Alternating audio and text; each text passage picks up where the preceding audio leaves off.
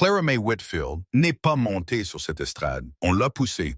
Le shérif adjoint Hawkins a posé ses deux mains entre ses omoplates et l'a poussée, et elle a trébuché en avant, devant toutes les âmes de Deadfall Creek, dans le Wyoming, tandis que ses 5 enfants pleuraient depuis le sol gelé en contrebas. Elle se rattrapa, redressa le dos et releva le menton. Quand le commissaire priseur Potot leva son marteau et cria « 50 $, grosse veuve, 5 enfants. Y a-t-il des preneurs? » Clara regarda 49 visages et vit chaque homme dans cette foule baisser les yeux vers le sol. Pas une seule main ne se leva. Si cette histoire vous captive déjà, n'hésitez pas à vous abonner et à la suivre jusqu'à la toute fin. Laissez le nom de votre ville dans les commentaires pour que je puisse voir jusqu'où cette histoire a voyagé. Maintenant, entrons dans le vif du sujet. Le 49e homme était un éleveur de bétail nommé Burwell, qui ne prit même pas la peine de la regarder pendant 3 secondes complètes avant de lui tourner le dos et de s'éloigner. Et quelque chose dans la poitrine de Clara Whitfield se tut lorsqu'il le fit. Ce n'était pas de la paix, ni de l'engourdissement, juste ce genre de vide particulier qui s'installe après 3 mois de larmes, quand le corps n'a tout simplement plus de moyens d'avoir peur et décide d'être furieux à la place. 50 $, cria de nouveau le commissaire priseur Potots, sa voix s'épuisant avec une sorte de honte particulière qui fit que Clara eut presque pitié de lui. Presque. C'était un petit homme au visage rond qui n'aimait pas cette partie de son travail, mais il n'avait jamais refusé de la faire. 50 $ pour Madame Clara May Whitfield, anciennement de Junction Creek, Missouri, institutrice expérimentée, cuisinière compétente, femme travailleuse et forte. Forte, murmura quelqu'un au milieu de la foule, et une vague de rire la traversa comme un vent froid. Clara ne regarda pas l'homme qui avait dit ça.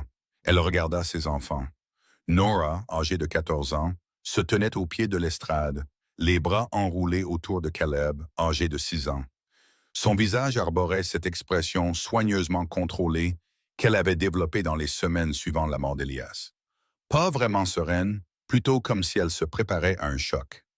Jessie, 12 ans, se tenait un peu à l'écart de ses sœurs, comme il le faisait toujours, observant la foule avec ses yeux calmes et scrutateurs qui ne cessaient jamais de travailler.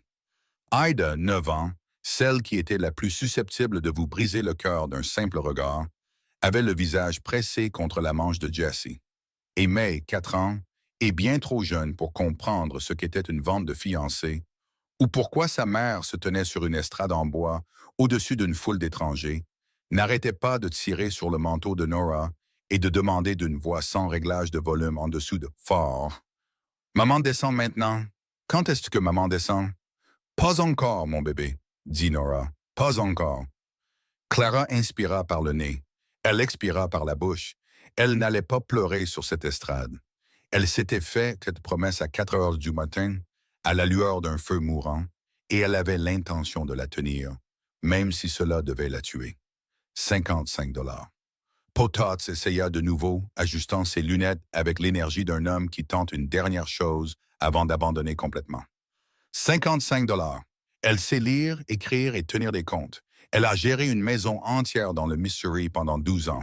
Messieurs, c'est une opportunité remarquable. Pour qui? Cria quelqu'un, et les rires reprirent, plus fort cette voix. On n'a pas la place, dit l'homme du magasin d'aliments. Pas méchamment, mais pas gentiment non plus. 5 enfants, c'est 5 de trop. Les Henderson ont pris une veuve avec des enfants au printemps dernier, dit Potots avec l'optimisme désespéré d'un homme à court de meilleurs arguments. La veuve Henderson est venue avec une dot et 40 têtes de bétail. Cette voix appartenait à Abel Crane, le fils aîné d'Aldis Crane, 26 ans, et portant déjà le mépris particulier de son père comme une seconde peau.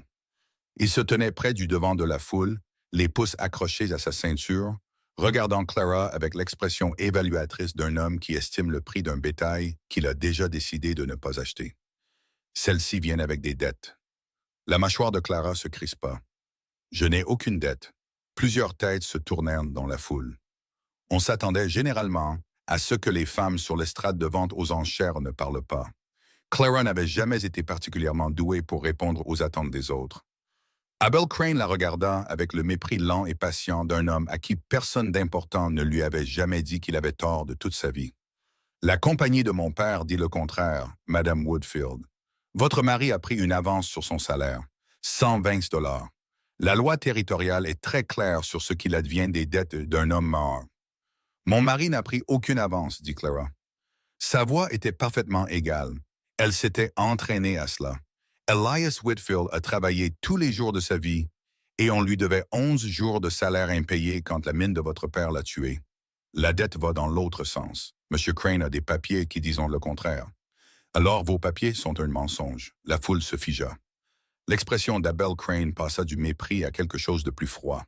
Potts avait l'air d'un homme qui essayait très fort de devenir invisible. Une femme près du fond de la foule dit quelque chose à voix basse à la femme à côté d'elle.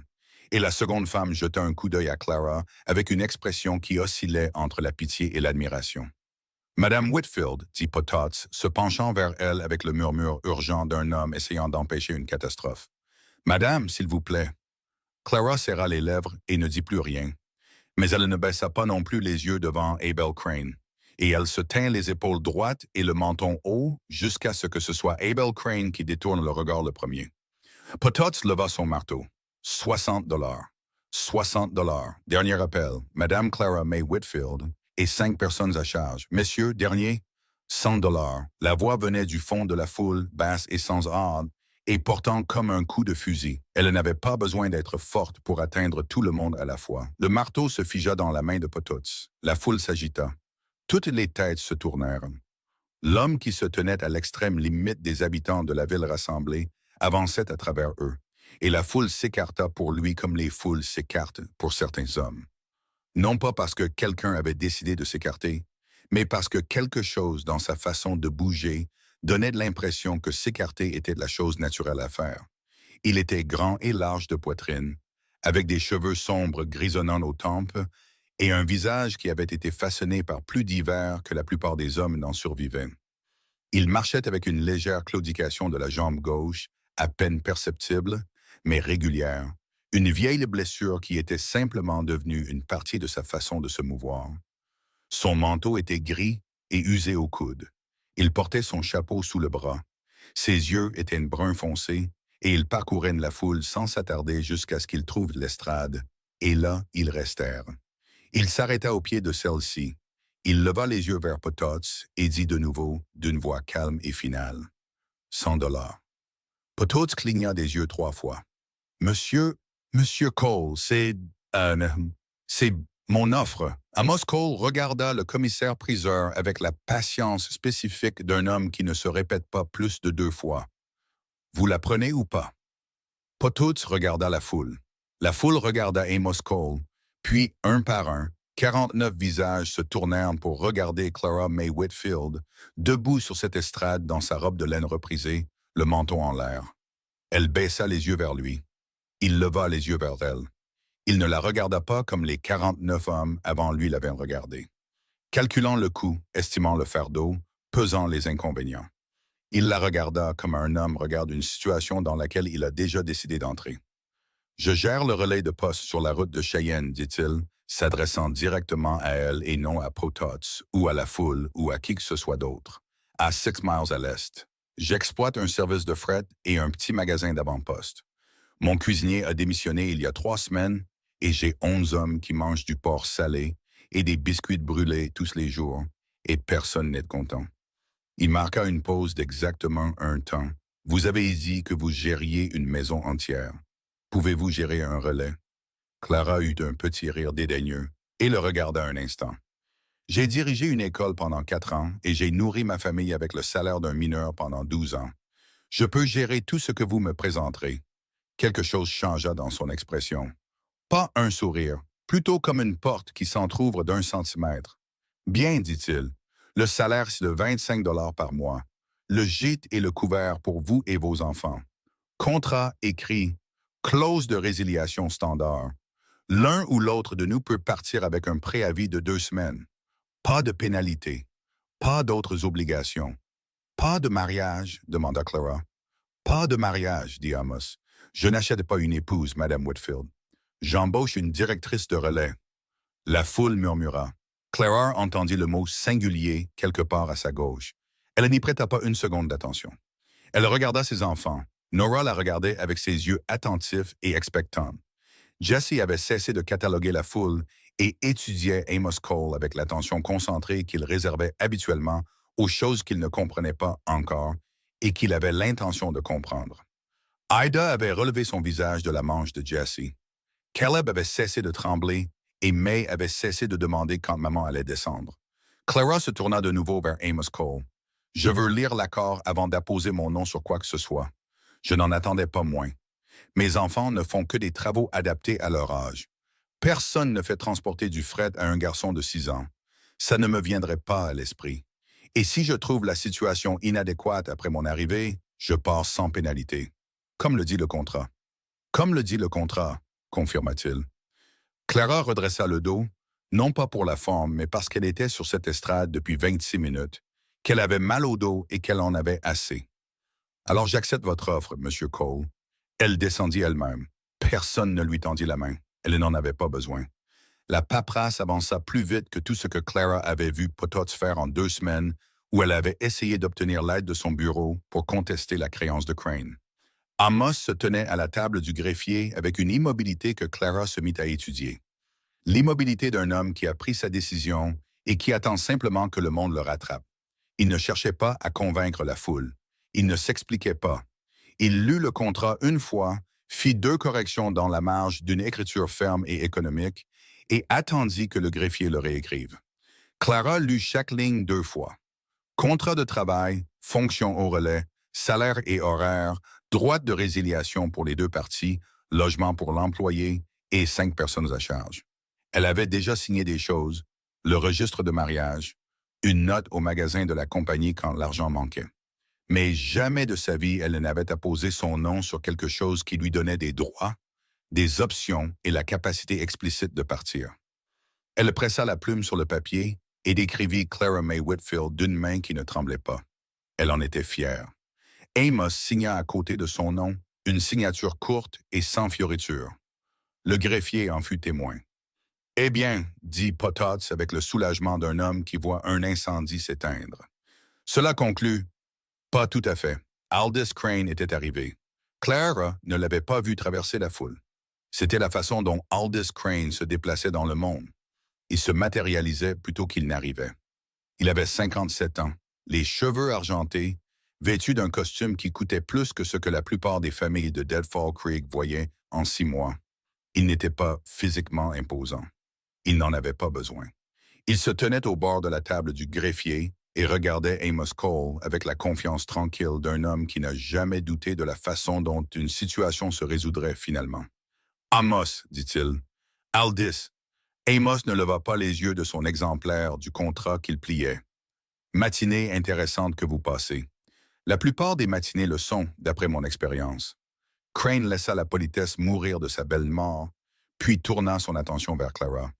Elle avait passé 3 mois à apprendre à recevoir ce regard, comme on reçoit la météo plutôt qu'une arme, quelque chose à endurer plutôt qu'à affronter.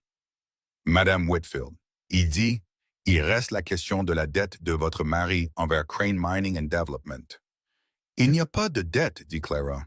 Mes dossiers, vos dossiers ont été fabriqués, Monsieur Crane. » Elle soutint son regard sans effort.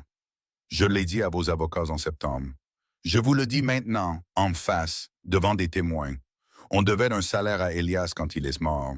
La dette, s'il y en a une, va dans mon sens, pas dans le sens contraire. » Elle marqua une pause. « J'apprécierais que vous cessiez de dire le contraire en public. » Quelque chose se recalibra derrière les yeux de Crane. Il jeta un coup d'œil à Amos. « Vous prenez une responsabilité considérable, Cole. »« Je prends une employée, dit Amos. Il glissa le contrat dans son manteau. « Comme n'importe quelle autre embauche. Ça n'a rien à voir avec vous, Aldous. La femme porte des accusations très graves sur les pratiques de ma compagnie. Je suis au courant de ce qu'elle dit. » Amos regarda enfin Crane directement. Et c'était un regard sans chaleur, ce qui le rendait en quelque sorte pire. « Avez-vous un dossier juridique quelque part? »« Pas encore. Alors nous avons terminé ici. » Amos toucha le bord de son chapeau. Pas une salutation, une fin. Et il se tourna vers le chariot qui attendait au bord de la place. « Madame Whitfield, nous perdons la lumière du jour. » Clara rassembla ses enfants d'un seul regard. Nora prit la main de May. Jessie ramassa leur sac. Ida se mit aux côtés de Clara sans qu'on le lui demande, et Caleb marcha le menton haut et la mâchoire serrée, ce qui lui coûtait quelque chose, et elle l'aimait pour chaque centime de cet effort. Alors qu'il traversait de la foule, elle entendit la voix de Crane derrière elle, basse, destinée uniquement à ses oreilles. Elias a trouvé quelque chose qu'il n'aurait pas dû trouver, Madame Woodfield, tout comme les 11 hommes qui sont morts à ses côtés. Je réfléchirai sérieusement à la question de savoir si vous voulez suivre le même chemin qu'eux. Clara s'arrêta. Elle se retourna lentement. Crane se tenait les mains le long du corps, son expression parfaitement agréable, comme un homme tenant une conversation polie. « Vous me menacez ?» dit Clara assez fort pour que les 20 personnes les plus proches l'entendent clairement. Au milieu de la place de la ville, devant des témoins. Crane sourit. « Je vous offre un conseil amical. »« Je m'en souviendrai, » dit Clara, le moment venu. Elle se retourna et continua de marcher. Et elle ne se permit de trembler qu'après avoir mis 4 pâtés de maison entiers entre elle et le sourire d'Aldous Crane. Le chariot qu'Amos conduisait était un chariot de travailleurs. Des planches brutes, une bâche en toile sur la caisse, sans prétention. Clara s'assit sur le banc à côté de lui, tandis que ses enfants s'installaient à l'arrière avec l'efficacité pratique des enfants qui avaient appris à ne pas prendre plus de place que nécessaire. May s'endormit contre le flanc de Nora dès le premier mile. Jessie regarda la route derrière eux en silence. Puis il cessa de regarder, apparemment satisfait de ce qu'il avait vérifié. Ils roulèrent sans parler pendant un moment, la route à l'est de Deadfall Creek, cahoteuse et gelée sous les roues. Amos la gérait avec la compétence tranquille d'un homme qui a fait ce trajet 1000 fois et qui a cessé de le remarquer. Clara parla la première. « Je devrais vous dire dans quoi vous vous êtes vraiment engagé. » D'accord, Elias avait tenu des registres sur la mine. Il pensait que Crane utilisait les salaires des mineurs comme garantie pour des prêts bancaires dont les hommes n'avaient aucune connaissance. Et il pensait que les registres d'inspection de sécurité avaient été falsifiés pendant au moins 2 ans avant l'effondrement. Elle garda les yeux sur la route. Il allait présenter ce qu'il avait au bureau foncier du district. Il est mort avant de pouvoir y arriver. J'ai des copies de ces registres. Les originaux sont quelque part dans cette mine et je ne sais pas où, mais j'ai ce qu'il m'a donné et j'essaie de trouver comment le faire parvenir à quelqu'un ayant la capacité d'agir. Elle marqua une pause. Je pensais que vous méritiez de savoir dans quoi vous vous étiez engagé. Amos resta silencieux un moment. Vous avez toujours ces documents cachés. Eh bien, c'est une bonne chose. Il ne dit rien d'autre pendant un instant. Crane convoite mon relais depuis 4 ans. La ligne de relais est la seule route postale fiable à travers cette section du Wyoming. Quiconque la contrôle les informations qui entrent et sortent du territoire. Au cours des 8 derniers mois, j'ai eu un incendie dans un entrepôt, un essieu de chariot qui s'est cassé d'une manière que les essieux ne se casseront pas d'eux-mêmes, et un travailleur qui a disparu du jour au lendemain après qu'un des hommes de Crane lui ait rendu visite. Il lui jeta un bref coup d'œil. Je sais qui est Aldous Crane. Ce sur quoi j'ai travaillé, c'est comment faire quelque chose à ce sujet. Clara regarda ses mains. Ma présence à votre relais fait de vous une cible plus grande. Et votre présence à mon relais signifie que toute manœuvre de Crane contre mon exploitation cesse de ressembler à un différend commercial et commence à ressembler à ce qu'elle est réellement. Il le dit simplement, de la manière dont il semblait tout dire. Je veux que vous compreniez que cela a pesé dans ma décision. Elle s'était attendue à quelque chose comme ça. Pourtant, l'entendre dire à voix haute avait un poids particulier. Donc, nous sommes utiles l'un à l'autre. C'est une façon juste de le dire, et il n'y a rien de plus que ça. Amos resta silencieux un moment. Un silence qui dura précisément aussi longtemps que l'honnêteté l'exigeait. « Pour le moment, dit-il. »« Non, pour le moment. » Clara garda cela en elle un instant, puis le mit de côté. « J'apprécie que vous le disiez franchement. Ça me semblait être le moins que je vous devais après ce matin. » Il guida les chevaux autour d'une congère qui avait été soufflée sur la route. Il y a une femme nommée Ruth Beaumont qui tient le comptoir commercial à 1 mile de mon relais. Elle m'aide avec les provisions depuis que mon cuisinier est parti. Elle a laissé du pain à l'église pour les familles de l'effondrement en septembre. Clara le regarda. J'en ai entendu parler. Je ne savais pas qui c'était. Ce devait être Ruth. Elle voudra vous rencontrer. Nora apparut à l'épaule de Clara depuis la caisse du chariot, silencieuse comme la fumée. Maman, est-ce que c'est l'endroit là-bas? Le relais était apparu alors que la dernière lumière de l'après-midi quittait le ciel. Un groupe de bâtiments bas, de la fumée s'élevant de deux cheminées, des lanternes déjà allumées aux fenêtres de la maison principale contre l'obscurité précoce d'un décembre dans le Wyoming. C'est ça, dit Clara. Nora l'étudia. C'est plus petit que je ne le pensais. La plupart des choses qui valent la peine d'être construites commencent petites, dit Clara. Donne-moi May. Elle descendit du chariot sans attendre d'aide. Sa plus jeune fille, chaude et lourde contre sa poitrine, ses 4 autres enfants se rassemblant autour d'elle dans l'air froid de la cour. Et elle se tint dans la cour du relais d'Amos Cole et se permit de respirer. À la fenêtre de la maison principale, un petit visage apparut. Un garçon de 7 ou 8 ans, pressant son nez contre la vitre pour voir qui était arrivé. Nora le remarqua. Elle leva la main et fit un signe. Après un long moment, le garçon lui répondit. « C'est Will, dit Amos, s'approchant d'elle. « Mon fils, il est seul ici depuis un bon moment. » Quelque chose de prudent et de gardé passa dans sa voix. Il pourrait mettre du temps à s'habituer. « Ce n'est pas grave, dit Clara. Nous avons le temps. » Elle se dirigea vers la porte, May sur la hanche et 4 enfants à ses trousses, et elle ne regarda pas derrière elle la route qu'ils avaient empruntée. À la lisière des arbres, à 60 mètres en arrière, dans les dernières ombres de l'obscurité hivernale, une silhouette se tenait immobile, observant les fenêtres du relais, observant la lumière, observant la porte se refermer derrière une femme et 5 enfants, restant parfaitement immobile pendant un très long moment après. La pièce principale du relais sentait la fumée de bois, le vieux café et le renfermé particulier d'un espace qui avait été occupé par des hommes pendant trop longtemps sans qu'une main de femme n'ouvre une fenêtre. Clara remarqua tout cela dans les 10 premières secondes et ne dit rien, car Amos Cole avait payé 100 $ pour elle ce matin, l'avait conduite sur 6 miles dans le froid et lui avait offert un contrat que personne d'autre n'avait proposé. Et quel que soit l'état de sa cuisine, elle pouvait s'en accommoder. Will Cole s'était retiré de la fenêtre au moment où il franchit la porte. Clara l'aperçut disparaissant par un encadrement de porte au fond de la pièce. Cheveux sombres, les yeux de son père, une version enfantine de cette même vigilance attentive. Elle ne l'appela pas et ne fit pas de scène en le remarquant.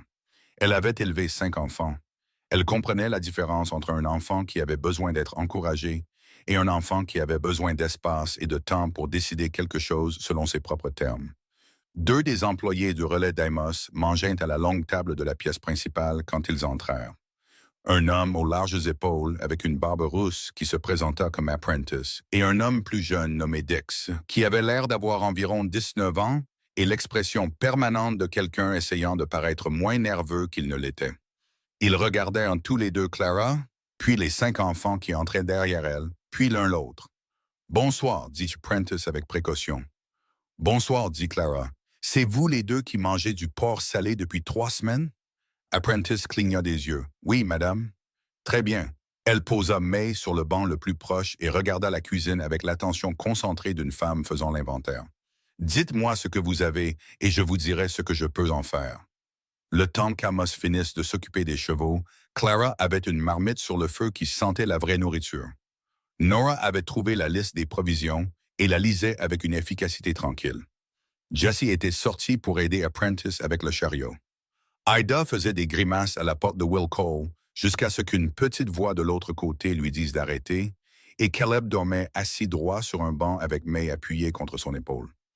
Amos se tenait dans l'embrasure de sa propre cuisine et regarda tout cela un moment sans parler. « Asseyez-vous, dit Clara sans se détourner du poêle. Le café est à gauche. » Il s'assit.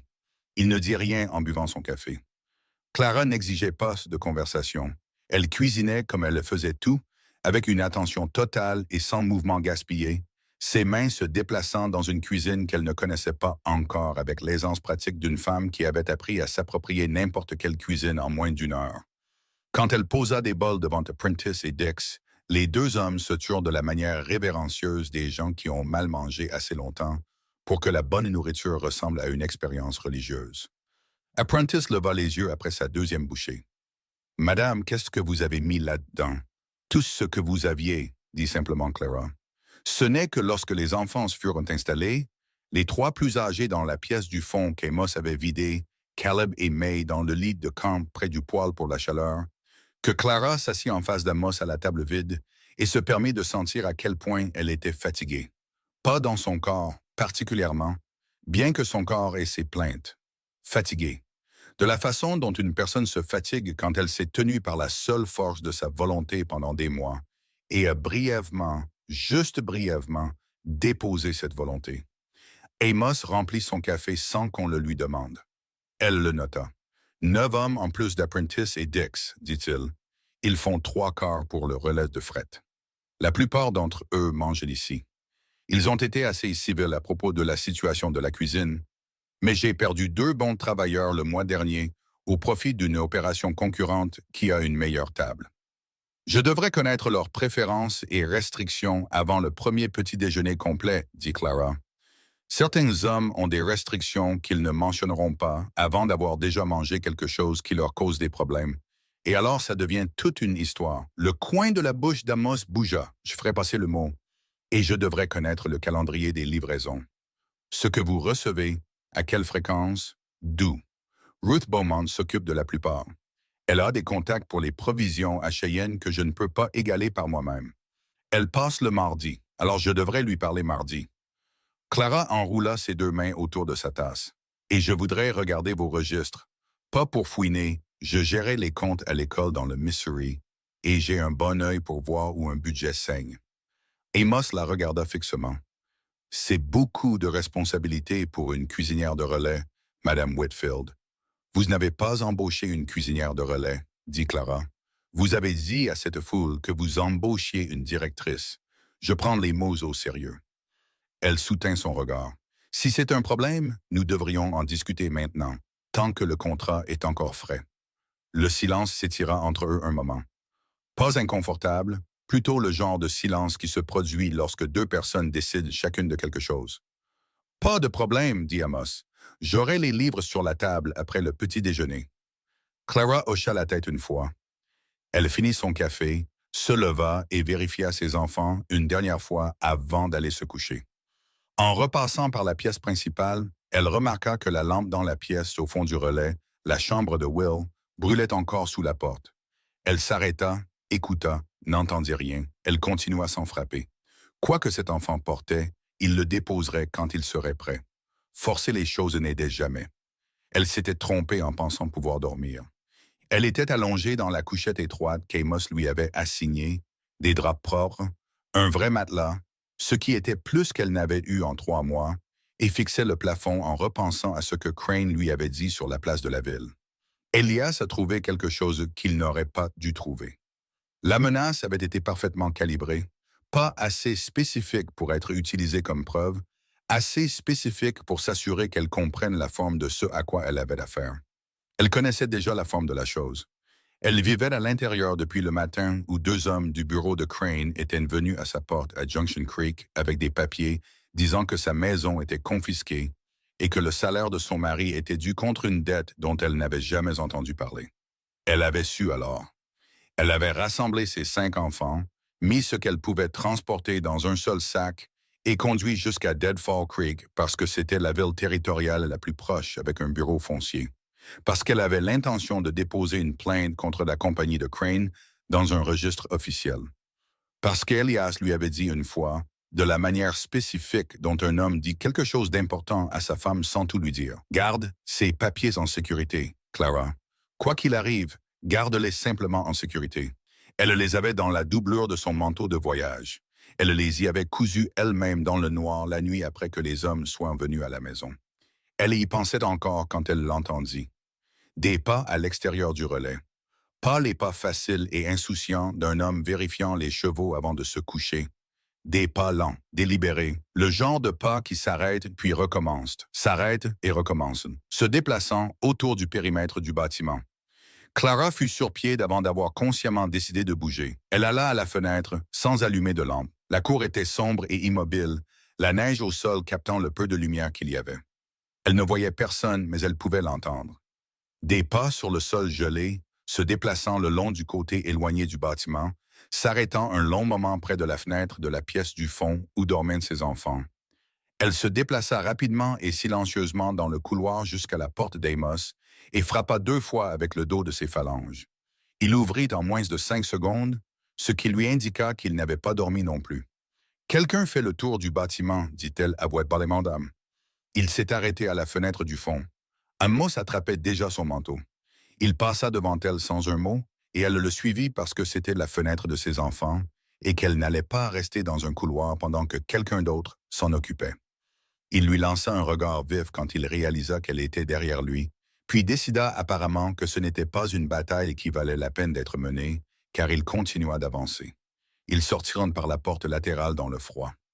Amos alla à gauche le long du bâtiment, Clara à droite. Elle entendit les pas plus près maintenant, définitivement près du coin arrière. Elle le contourna au même moment où Amos arrivait de l'autre côté, et ils convergèrent vers une silhouette pressée contre le mur sous la fenêtre de la chambre des enfants. La silhouette s'enfuit immédiatement. Amos était plus rapide que Clara ne l'avait prévu pour un homme avec une mauvaise jambe. Il attrapa la silhouette par le col avant qu'elle n'ait parcouru 10 mètres, la faisant pivoter pour lui faire face. Clara arriva derrière. C'était un garçon, 14, peut-être 15 ans, avec un visage mince, une lèvre fendue qui guérissait encore, et les yeux larges et terrifiés de quelqu'un qui a été attrapé et qui calcule rapidement les conséquences. « Qui t'a envoyé ?» dit Amos. Ce n'était pas une question. Sa voix était plate et spécifique, comme une lame est plate et spécifique. Le garçon secoua la tête. « Je vais te le demander une dernière fois, » dit Amos, « et je veux que tu réfléchisses bien avant de répondre. Qui t'a envoyé ici ce soir? » Les yeux du garçon se tournèrent envers Clara, puis s'en détournèrent. Sa bouche bougea. « Personne, dit-il finalement. Je regardais juste. Vous regardiez par la fenêtre d'une chambre où dorment 5 enfants, dit Clara tranquillement. J'aimerais savoir pourquoi. Quelque chose dans son ton, pas de la colère, quelque chose de plus plat que la colère et de plus sérieux, sembla affecter le garçon plus que la poigne d'Amos. Il déglutit. L'homme de M. Crane, dit-elle, un homme nommé Dutton. Il m'a payé $1 pour compter combien il y avait d'enfants et dans quelle chambre ils dormaient. Clara sentit le froid s'installer dans sa poitrine avec une permanence qui n'avait rien à voir avec la température. Amos lâcha le col du garçon. « Dégage d'ici, dit-il. Ne reviens pas. Et tu diras à Dutton que si je trouve quelqu'un près de ce relais après la tombée de la nuit à nouveau, $1 ne couvrira pas le coût de la conversation que nous aurons. » Il recula. « Va-t'en. » Le garçon partit. Ils restèrent debout et écoutèrent ses pas disparaître dans l'obscurité vers la route. « Il compte mes enfants, dit Clara. Oui, ce n'est pas un différend commercial. Sa voix était stable. Elle avait décidé quelque part entre la fenêtre et le mur du fond du relais qu'elle n'allait pas laisser cela la faire trembler devant Amos Cole. Elle pourrait le faire en privé plus tard. C'est un message. C'en est un. Amos regarda dans la direction où le garçon était parti, puis de nouveau vers le relais. Entrez. Il y a des choses que j'aurais dû vous dire avant de quitter la ville. Ils s'assirent de nouveau à la table, tous deux fatigués de la nouvelle manière dont les gens se fatiguent après la peur, épuisés et bien réveillés en même temps. Amos posa ses coudes sur la table et parla sans préambule, de la même manière plate et directe à laquelle il semblait recourir lorsque les choses étaient sérieuses. Crane m'a approché en août, a fait une offre sur le relais, prix du marché, papiers légaux, rien que je puisse présenter à un juge. Quand j'ai refusé, des choses ont commencé à se produire. De petites choses au début, des livraisons de provisions retardées, un baril de farine qui est arrivé avarié 2 mois de suite, un travailleur qui a disparu après que Dutton lui ait rendu visite et m'a laissé en sous-effectif pendant 3 semaines en pleine saison de fret. Il regarda ses mains. Puis en octobre, un incendie dans le 2e entrepôt. J'ai perdu 2 mois de stock. Il a démarré à 4 endroits simultanément. Il laissa cela en suspens.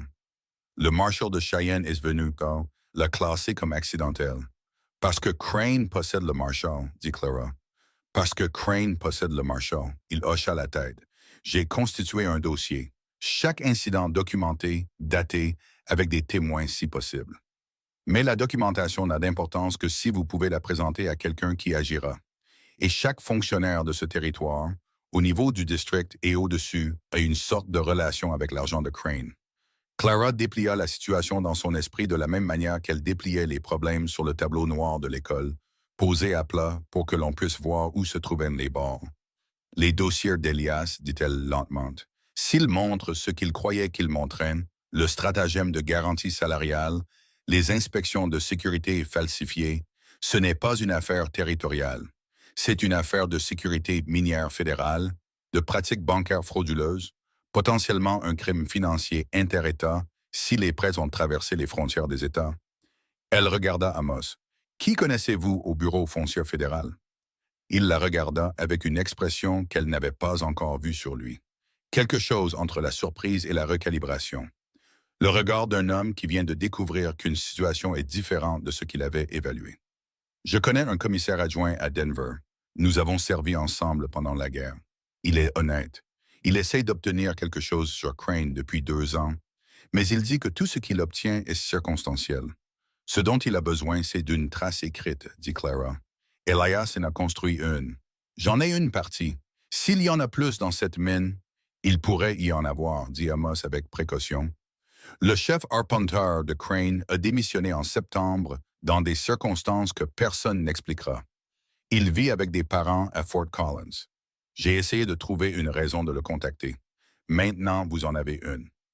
Clara eut un petit rire dédaigneux et soutint son regard. Mais nous devons être prudents sur l'ordre dans lequel nous faisons les choses.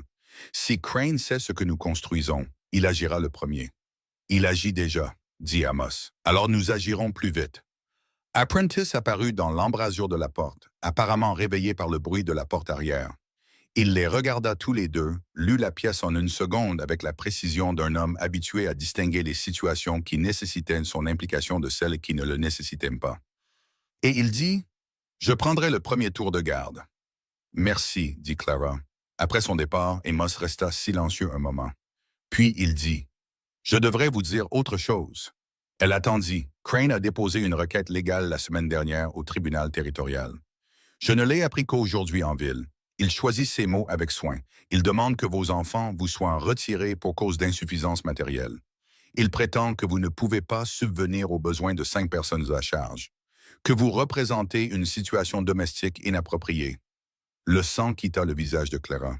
Puis il revint, et avec lui quelque chose qui n'était ni la panique ni le chagrin, mais la fureur froide et particulière d'une femme à qui on a assez pris et qui a tracé une ligne. « Il ne peut pas faire ça, dit-elle. Il essaye. La requête est déposée. Vous avez maintenant un contrat de travail, une situation de vie stable et le chef de famille masculin officiel. C'est en partie pourquoi j'ai agi sur la clause de mariage aujourd'hui. Bien que je l'ai formulée comme un emploi pour votre bien, cela complique sa requête, mais ne l'arrête pas. » Clara resta assise avec cela un long moment. Elle pensa à May demandant chaque matin quand maman allait descendre. Elle pensa à Caleb pleurant sans faire de bruit. Elle pensa à Nora, 14 ans et déjà préparée comme une femme attendant le prochain coup. « Il a tué mon mari, dit-elle doucement. Il a essayé de prendre ma maison. Il menace mes travailleurs et les vôtres. Et maintenant, il s'en prend à mes enfants. Et Amos ne dit rien. Il la laissa le dire, ce dont elle avait besoin. Très bien. Elle posa ses paumes à plat sur la table. Voici ce que je sais, Amos Cole. Je ne suis pas une femme qui attend de voir ce qui se passe. J'ai passé toute ma vie à faire quelque chose avant que quelque chose ne me soit fait. Elle le regarda directement. J'aimerais votre évaluation honnête pour savoir si nous allons être dans ce combat ensemble, car j'ai besoin de le savoir avant de décider de la prochaine étape. Amos la regarda de l'autre côté de la table pendant un long moment, sans la jauger. Il avait dépassé ce stade. C'était autre chose. Le regard d'un homme qui a porté quelque chose seul pendant longtemps et qui détermine si la personne en face de lui offre vraiment de porter l'autre bout ensemble.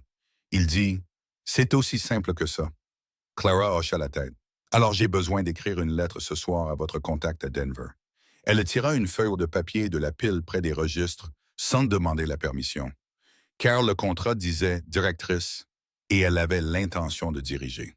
« Dites-moi son nom complet. » Amos le lui dit. Elle trempa la plume et commença à écrire, et la lampe brûlait entre eux, et dehors, l'hiver du Wyoming faisait ce qu'il faisait toujours, pressant fort contre chaque mur et chaque fenêtre, et ne se souciant pas du tout de savoir si les gens à l'intérieur y étaient prêts. La lettre partit avec le convoi de fret du mardi, scellée dans une enveloppe de réquisition de fournitures adressée à un marchand d'aliments à Cheyenne qui la transmettrait à Denver par des canaux auxquels Amos faisait confiance. Clara l'avait écrite en 2 brouillons. Le premier disait tout ce qu'elle ressentait, ce qui n'était pas utile, et le second disait tout ce qu'elle savait, ce qui faisait 3 pages, précises et documentées, exposant les découvertes d'Elias, ses copies de ses registres, le stratagème de garantie salariale, les registres de sécurité falsifiés, les noms des 11 hommes morts aux côtés de son mari, et les dates et les points de défaillance structurelle spécifiques qu'Elias avait signalés par écrit. 2 semaines avant l'effondrement, elle l'avait signé de son nom complet. Elle n'avait pas adouci un seul mot. Amos l'a lu avant qu'elle ne la scelle. Il l'a lu 2 fois, lentement, et quand il leva les yeux, son expression avait la qualité particulière d'un homme à qui l'on vient de montrer qu'une situation est pire qu'il ne le pensait, mais qui n'est pas surpris qu'elle soit pire, seulement que les preuves soient si complètes. Elias a monté un vrai dossier, dit-il. Elias était un homme minutieux. Clara plia la lettre avec précision. Il n'a juste pas eu le temps de faire quoi que ce soit avec. Nous avons le temps, dit Amos. Un peu, acquiesça Clara, pas illimité. Elle scella l'enveloppe elle-même. Ruth Beaumont arriva le mardi matin dans un chariot qui était à la fois ancien et complètement fiable. De la même manière que Ruth elle-même l'était, une femme de 63 ans qui avait survécu à des choses qui auraient dû la tuer et qui était arrivée de l'autre côté de tout cela, avec une solidité profonde que Clara reconnut d'instinct. De la manière dont on reconnaît un point de repère qu'on n'a jamais vu auparavant, mais qu'on connaît en quelque sorte. C'était une femme large, sans hâte, avec des cheveux striés d'argent et des mains qui montraient chaque année de travail qu'elles avaient accompli. Et elle entra par la porte du relais en portant une caisse de provisions et une expression sur son visage qui disait qu'elle s'était déjà fait une opinion sur Clara et qu'elle était favorable, bien qu'elle n'allait pas le dire à voix haute, avant au moins 1 heure. Elle posa la caisse sur la table. Elle regarda Clara. Elle regarda la cuisine, que Clara avait réorganisée de manière immédiatement visible pour quiconque l'avait vue auparavant. Elle regarda les 5 enfants se déplaçant dans le relais avec la détermination concentrée d'enfants à qui l'on avait confié de vraies tâches et qui les prenaient au sérieux. « Amos dit que vous avez géré une école, dit Ruth. 4 ans dans le Missouri, dit Clara. Ruth prit la liste de provisions que Clara avait préparée et la lut. Elle ne commenta ni les ajouts, ni les soustractions, ni les 2 articles que Clara avait entièrement barrés comme des dépenses inutiles. Elle la lut simplement avec l'attention de quelqu'un qui respecte un document bien fait. Vous avez un bon œil pour les quantités. J'ai l'habitude de nourrir des gens avec pas assez. Ruth posa la liste. Elle tendit la main. Clara la serra. La poignée de Ruth était ferme et complète. La poignée de main d'une femme qui avait depuis longtemps cessé de jouer un rôle. Les gens de Crane étaient dans mon magasin vendredi, dit Ruth sans préambule ni adoucissement. 2 d'entre eux demandant si j'avais approvisionné le relais, à quelle fréquence, s'ils connaissaient la situation de la nouvelle femme. Clara soutint son regard. Que leur avez-vous dit? Je leur ai dit que j'approvisionnais la moitié des opérations sur cette route et que ce n'était pas leurs affaires lesquelles. Ruth tira la chaise en face de Clara et s'assit avec l'aisance de quelqu'un de très familier avec cette cuisine. Puis je leur ai dit que les prix de la farine avaient augmenté et que s'ils avaient un problème avec ça, ils pouvaient me conduire jusqu'à Cheyenne pour la leur. Le coin de sa bouche bougea. Ils sont partis. Ils reviendront, dit Clara. Ils le feront. Ruth croisa les mains sur la table. Alors je veux savoir ce que vous construisez ici, Clara Woodfield. Parce que j'ai vu Aldous Crane chasser 3 bonnes personnes de ce territoire ces 2 dernières années, et je ne suis pas intéressé à en voir une 4e, à moins qu'il y ait une réelle différence cette fois. Clara lui raconta. Pas tout, pas la lettre à Denver, pas les détails des dossiers d'Elias, mais assez. L'effondrement de la mine, le stratagème salarial, les inspections falsifiées, la requête de garde, le garçon comptant les fenêtres de ses enfants dans le noir. Elle le raconta simplement, dans l'ordre, sans embellissement, de la manière dont elle avait écrit la lettre. Ruth écouta sans interrompre. Quand Clara eut fini, Ruth resta silencieuse un moment qui s'étira assez longtemps pour signifier quelque chose. « Mon mari a travaillé dans une mine de Crane, dit finalement Ruth. Il y a 18 ans dans le Montana. Il est rentré un soir et m'a dit que les poutres du toit du puits 4 pourrissaient. Il l'a dit au contremaître. Le contremaître a dit « Occupez-vous de vos affaires ». Elle regarda ses mains. Le puits de 4 s'est effondré 6 semaines plus tard. Mon mari n'était pas dedans quand c'est arrivé. Il avait démissionné le jour après que le contremaître lui ait dit de s'occuper de ses affaires, parce que ce n'était pas un homme stupide. Elle marqua une pause. 9 hommes y étaient. 2 d'entre eux étaient des garçons. Le silence entre elles avait du poids et de la texture. « Je vous aiderai, dit Ruth, de toutes les manières possibles. Mais vous devez comprendre ce que vous choisissez. Crane n'arrête pas. Il change juste d'angle. »« Je sais, dit Clara. Je compte sur le fait qu'il ne pourra pas s'arrêter, car chaque mouvement qu'il fait laisse une trace, et les traces sont ce dont j'ai besoin. » Ruth l'étudia un long moment. Puis elle hocha la tête une fois, avec une finalité qui ressemblait à une porte qui s'ouvre plutôt qu'à une porte qui se ferme. « Très bien, parlons de ce que je peux faire passer pour vous sans attirer l'attention. C'est Jesse qui a trouvé la marque de l'arpenteur. Il avait fait ce que Jesse faisait toujours, se déplacer tranquillement dans des espaces que les autres traitaient, comme maquis, et les regarder comme s'ils étaient nouveaux. Il avait aidé Apprentice à transporter de l'eau du ruisseau à 200 mètres derrière le relais, et au 3e voyage, il s'arrêta, s'accroupit et étudia une marque taillée dans un arbre au bord du ruisseau. Puis il étudia l'arbre suivant et celui d'après, et revint au relais avec de la boue sur les genoux et une expression d'urgence concentrée que Clara avait appris, après 12 ans à l'élever, à signifier qu'il avait trouvé quelque chose dont il était certain que c'était important. « Maman, dit-il, venant directement à elle dans la cuisine, ignorant tout le monde, viens voir. » Elle s'essuya les mains et le suivit sans poser de questions. Jesse ne donnait pas l'alarme à la légère. Il lui montra les marques, 3 arbres en ligne délibérée, chacun avec le même motif de balisage taillé à une hauteur identique. Puis il l'emmena 20 mètres plus loin le long du ruisseau et lui montra des piquets enfoncés dans ce sol gelé à intervalles réguliers, à peine visibles, la plupart délibérément dissimulés sous des broussailles.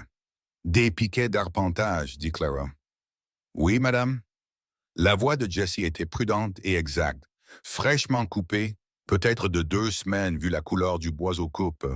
Il longe la rive du ruisseau en direction du relais. Il la regarda.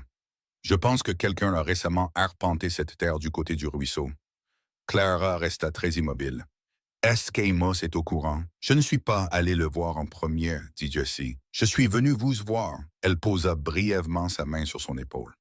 Son garçon calme et observateur qui avait vu son père mourir dans la terre et n'avait presque rien dit à ce sujet pendant 3 mois, qui exprimait l'amour par l'attention et le soin par l'information. « Bien, tu as bien fait. Ne dis rien à personne d'autre pour l'instant. » Elle le montra à Amos ce soir-là après le dîner, le conduisant au ruisseau avec Jesse comme guide. Amos s'accroupit à côté des piquets pendant un long moment sans parler. Sa mâchoire était serrée de la manière particulière que Clara avait commencé à reconnaître. Pas de la colère exactement, l'expression spécifique d'un homme qui confirme quelque chose qu'il craignait plutôt que de découvrir quelque chose de nouveau.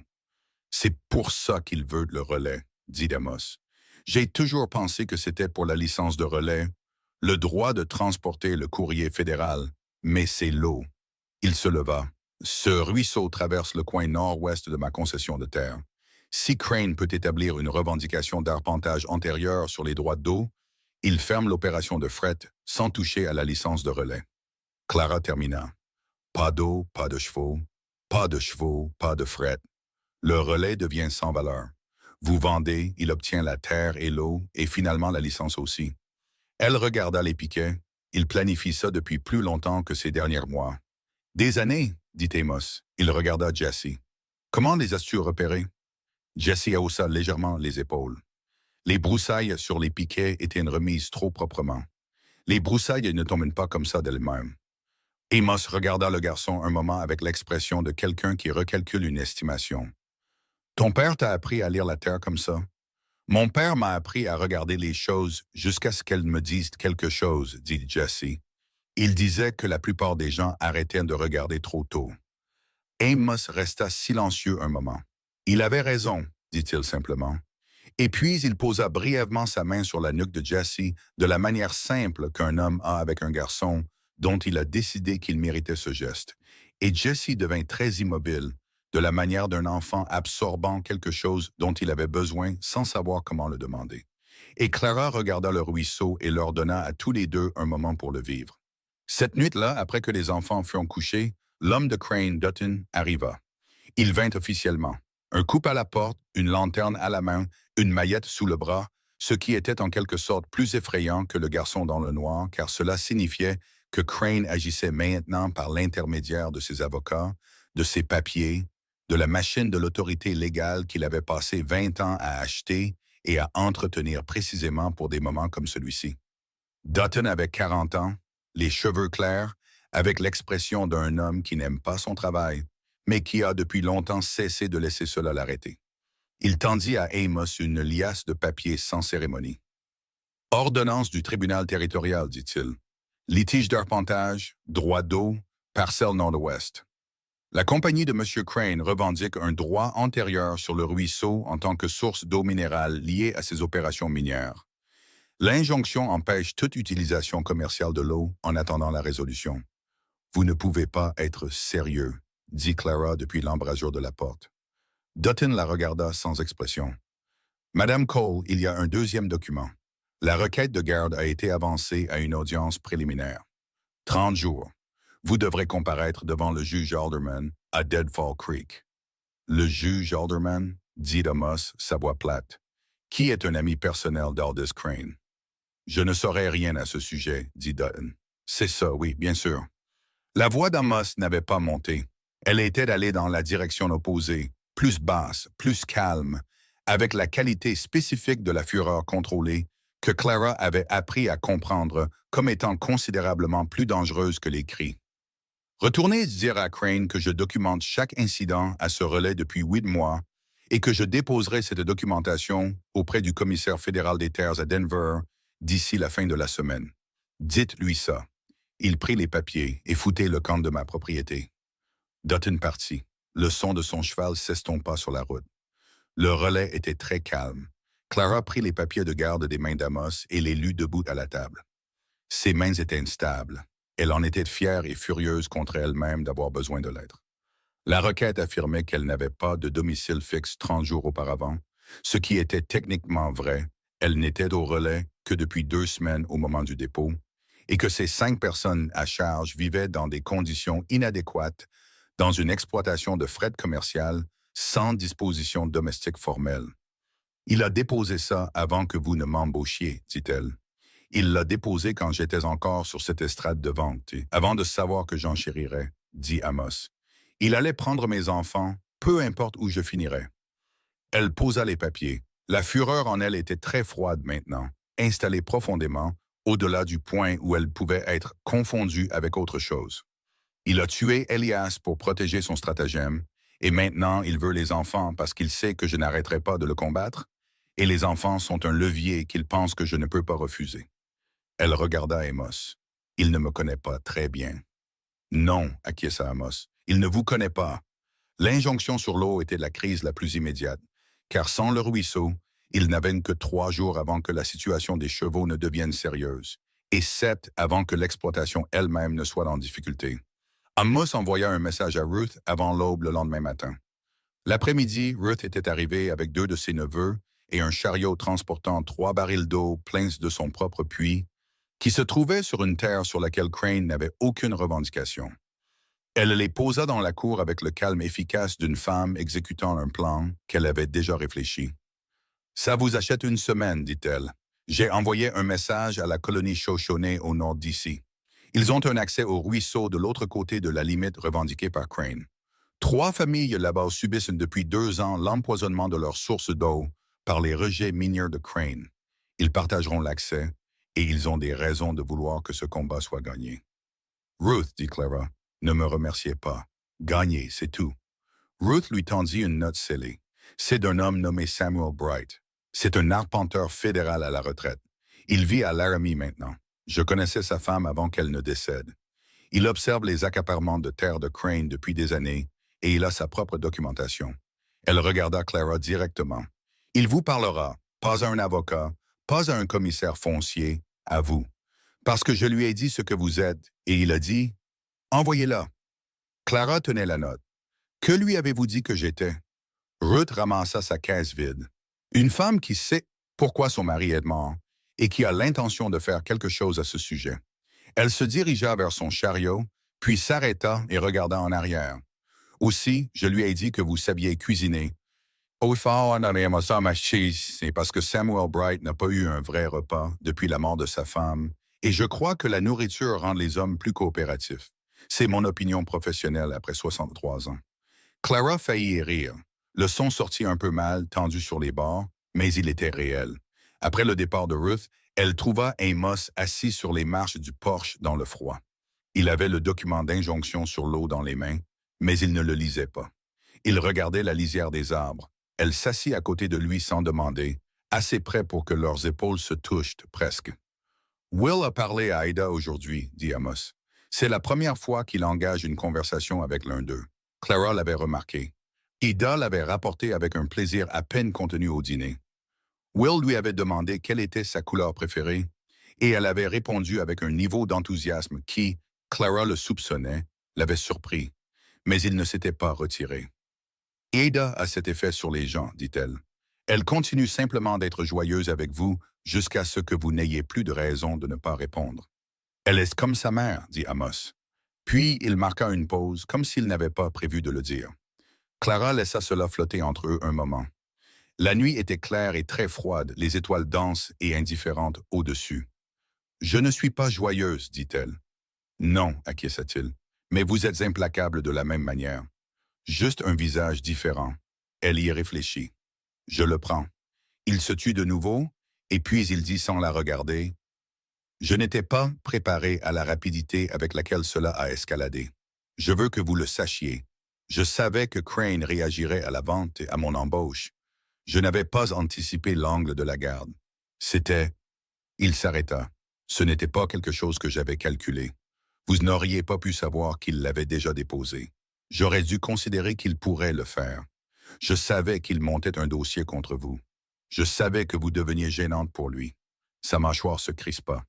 « Je vous ai amené, vous et vos enfants, ici, et maintenant il menace de vous les enlever dans un tribunal auquel je ne peux pas faire confiance.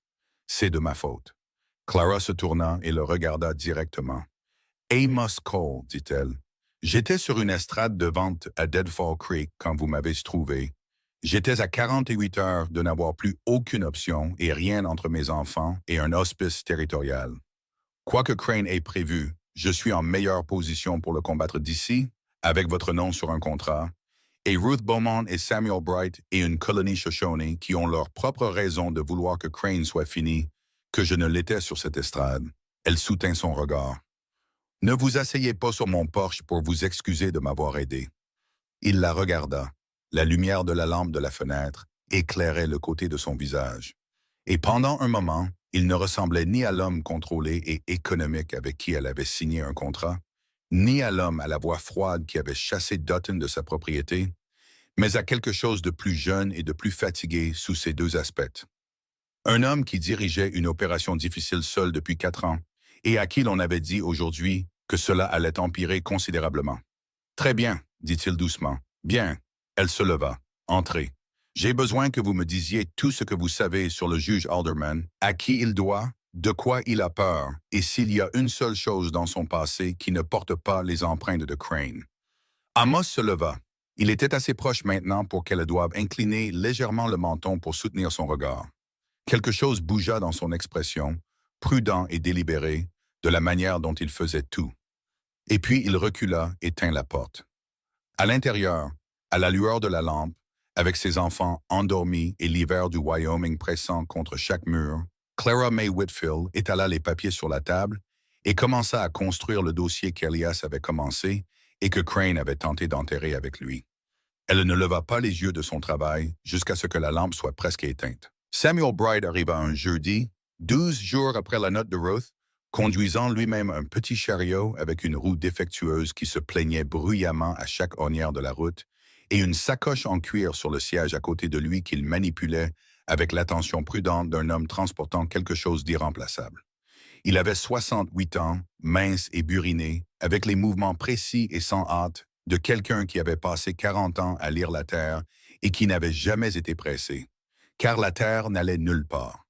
Il serra la main de Clara à la porte avec ses deux mains et la regarda un long moment avec l'expression chercheuse de quelqu'un qui compare une personne à une description à laquelle il avait déjà décidé de faire confiance. Ruth dit que votre mari a monté un dossier papier, dit-il.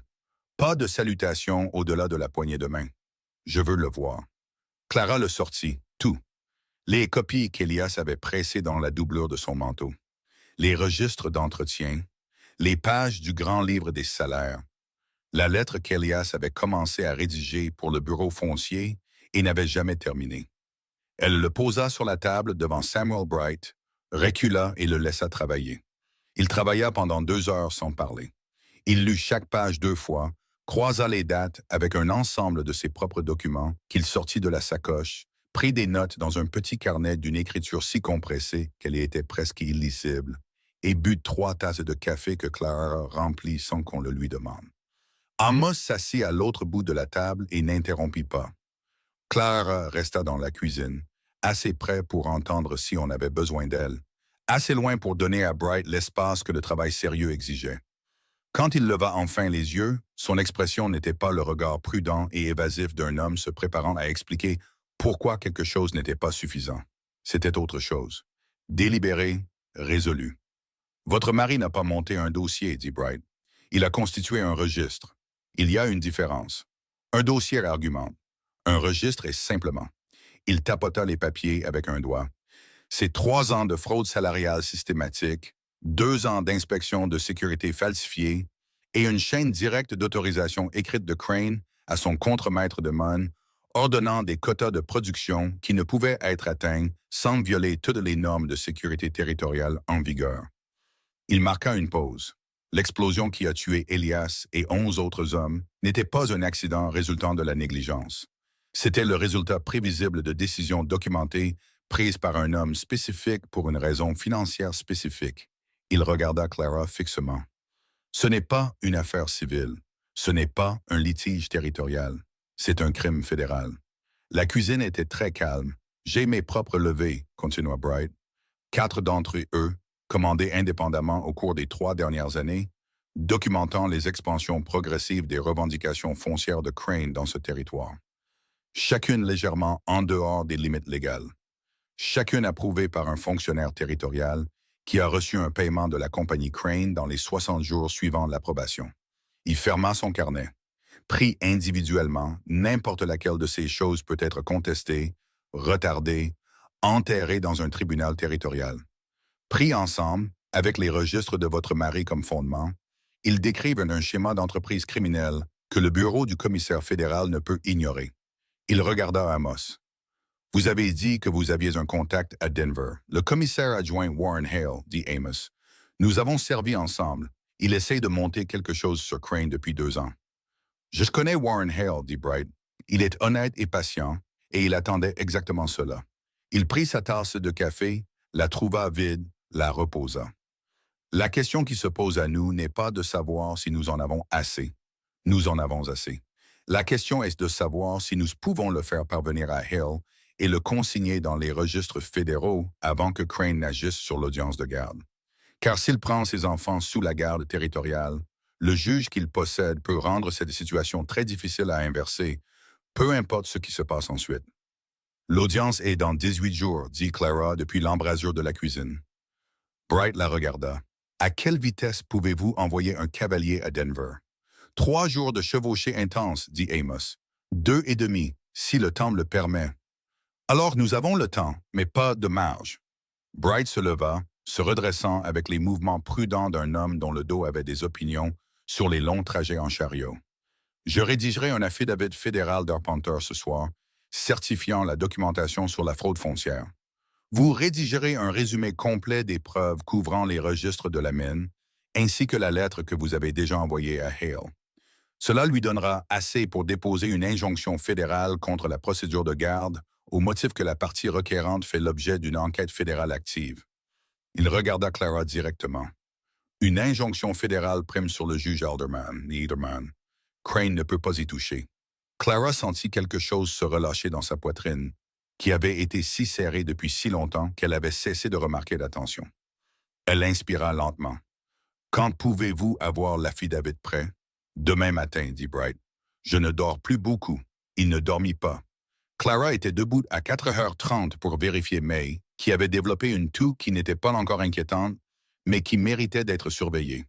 Et elle trouva la lampe de Bright toujours allumée à la table, sa plume toujours en mouvement, le cendrier à côté de lui contenant la preuve de plusieurs heures de travail concentré. Il ne leva pas les yeux quand elle entra. Elle fit du café, laissa une tasse à son coude et retourna auprès de ses enfants. Le cavalier partit avant l'aube avec tout scellé dans un paquet en toile cirée, montant le meilleur cheval d'Amos et portant le poids de 11 hommes morts et de 5 enfants vivants, et de 2 ans de documentation minutieuse et patiente d'un homme bon sur des torts qui avaient été commis et impunis depuis trop longtemps. Crane fit son prochain mouvement 4 jours plus tard, et ce ne fut pas le mouvement que l'un d'eux avait anticipé. Il vint lui-même. Aldous Crane arriva au relais un mercredi après-midi dans une calèche qui coûtait plus que ce que la plupart des hommes du territoire du Wyoming gagneraient en 5 ans, avec 2 avocats, Dutton et un 4e homme que Clara ne reconnut pas. Large et silencieux, se tenant légèrement derrière les avocats sans expression particulière, la vacuité spécifique d'un homme payé pour être physiquement présent comme un rappel des options disponibles. Amos les rencontra dans la cour. Clara se tenait à la porte du relais. Elle avait envoyé les enfants chez Ruth pour la journée. Elle n'avait pas expliqué pourquoi. Elle avait simplement dit à Nora de les emmener et de rester jusqu'à ce qu'elles viennent. Et Nora, qui avait la capacité de sa mère à lire une situation, était partie sans discuter. Crane descendit de la calèche et regarda la cour du relais avec l'attention tranquille et propriétaire d'un homme faisant l'inventaire de quelque chose qu'il a l'intention de posséder. Puis il regarda Amos, puis il regarda Clara, et il sourit du même sourire agréable et vide qu'elle avait vu pour la dernière fois sur la place de la ville de Deadfall Creek. « Madame Cole, dit-il, j'espère que vous vous installez bien. Que voulez-vous, Aldous? » dit Amos. Ce n'était pas une question. Crane plongea la main dans son manteau et en sortit un document plié qu'il tendit à l'un de ses avocats, qui traversa la cour et le tendit à Amos. Amos le prit sans le regarder. « Offre finale, dit Crane. Valeur marchande totale pour le relais et la licence de relais, plus une prime de 20% compte tenu des circonstances. Vous seriez à l'aise pendant longtemps, Amos. Tous les deux. » Ses yeux se tournèrent vers Clara. « Et je serai prêt à retirer entièrement la requête de garde. Appelez ça de la bonne volonté. » Clara descendit les marches du porche. Elle n'allait pas avoir cette conversation à distance. « Vous proposez d'arrêter de menacer mes enfants, dit-elle, en échange de notre abandon de tout et de notre départ. Je propose une résolution nette à une situation qui est devenue inutilement compliquée, dit Crane. Pour tout le monde, 11 hommes sont morts dans votre mine, dit Clara en s'éclaircissant la gorge. Mon mari est mort dans votre mine. Ce n'est pas une situation qui se résout proprement. Cela se résout complètement dans un tribunal avec la juridiction appropriée, avec chaque document qu'Elias a collecté et chaque levée que Samuel Bright a certifié, et chaque lettre que votre contremaître a reçue de votre bureau placée devant un commissaire fédéral. Elle soutint son regard. Alors non, nous ne vendons pas. Crane la regarda avec une expression qui changea un instant pour devenir quelque chose qui n'était ni du mépris, ni de la colère. Il demandait, mais une sorte d'attention froide et recalibrante. Le regard d'un homme qui vient de découvrir que l'obstacle sur son chemin est plus solidement ancré qu'il ne l'avait évalué. « Vous avez envoyé un paquet à Denver, dit-il. « Je ne sais pas de quoi vous parlez, dit Amos. « Je pense que si. » La voix de Crane resta agréable, ce qui était son registre le plus effrayant. « J'ai des associés au bureau du commissaire Cole. Je sais qu'une communication est arrivée. » Il ajusta son manteau. « Warren Hale est un homme honnête dans un très grand appareil. Les hommes honnêtes peuvent être réaffectés. Les enquêtes peuvent être redirigées. Je gère ce territoire depuis 20 ans. J'ai plus de patience que vous. Vous gérez ce territoire depuis 20 ans, dit Clara, en vous assurant que chaque fonctionnaire qui pourrait agir contre vous était soit dans votre poche, soit hors de votre portée. » Elle fit un pas de plus vers lui. Mais la juridiction fédérale ne fonctionne pas de la même manière que la juridiction territoriale. Et un affidavit d'arpenteur fédéral d'un arpenteur fédéral à la retraite soumis au registre du commissaire ne disparaît pas parce que vous avez des associés. C'est dans le registre. Ça reste dans le registre. Elle marqua une pause. Nous le savons tous les deux. Quelque chose traversa l'expression de Crane. Pas le sourire agréable, pas l'attention recalibrante. Quelque chose de plus ancien et de moins maîtrisé. Le scintillement spécifique d'un homme qui a opéré dans l'obscurité si longtemps que la lumière directe, même brièvement, le décompose vraiment. Cela dura moins de 2 secondes. Puis l'amabilité revint, lisse et immédiate, comme l'eau se refermant sur une pierre. Réfléchissez bien, dit-il à eux deux, ou à aucun d'eux en s'éclaircissant la gorge. À ce que vous choisissez. Il se retourna vers sa calèche sans attendre de réponse, car les hommes comme Aldous Crane choisissaient toujours de partir avant qu'on ne puisse leur demander, car le départ était la dernière forme de contrôle qui leur restait lorsque tout le reste avait été abordé. Dutton s'attarda un moment, regardant Clara avec une expression qui n'était ni menaçante ni sympathique, mais quelque chose entre les deux. Le regard d'un homme qui a annoncé de mauvaises nouvelles pendant longtemps et qui a appris à lire comment les gens les prennent. Puis ils montaient dans la calèche et ils s'éloignèrent sur la route de Cheyenne. Amos resta dans la cour un moment après le départ de la calèche. Puis il se tourna et regarda Clara. Il est au courant pour Denver. Il a dit qu'il sait qu'un paquet est arrivé. Il ne sait pas ce qu'il y a dedans ni si Hale a déjà agi. Clara se retourna vers le relais. Nous devons savoir lequel des deux c'est. La réponse arriva 6 jours avant l'audience de garde sous la forme d'un deuxième cavalier.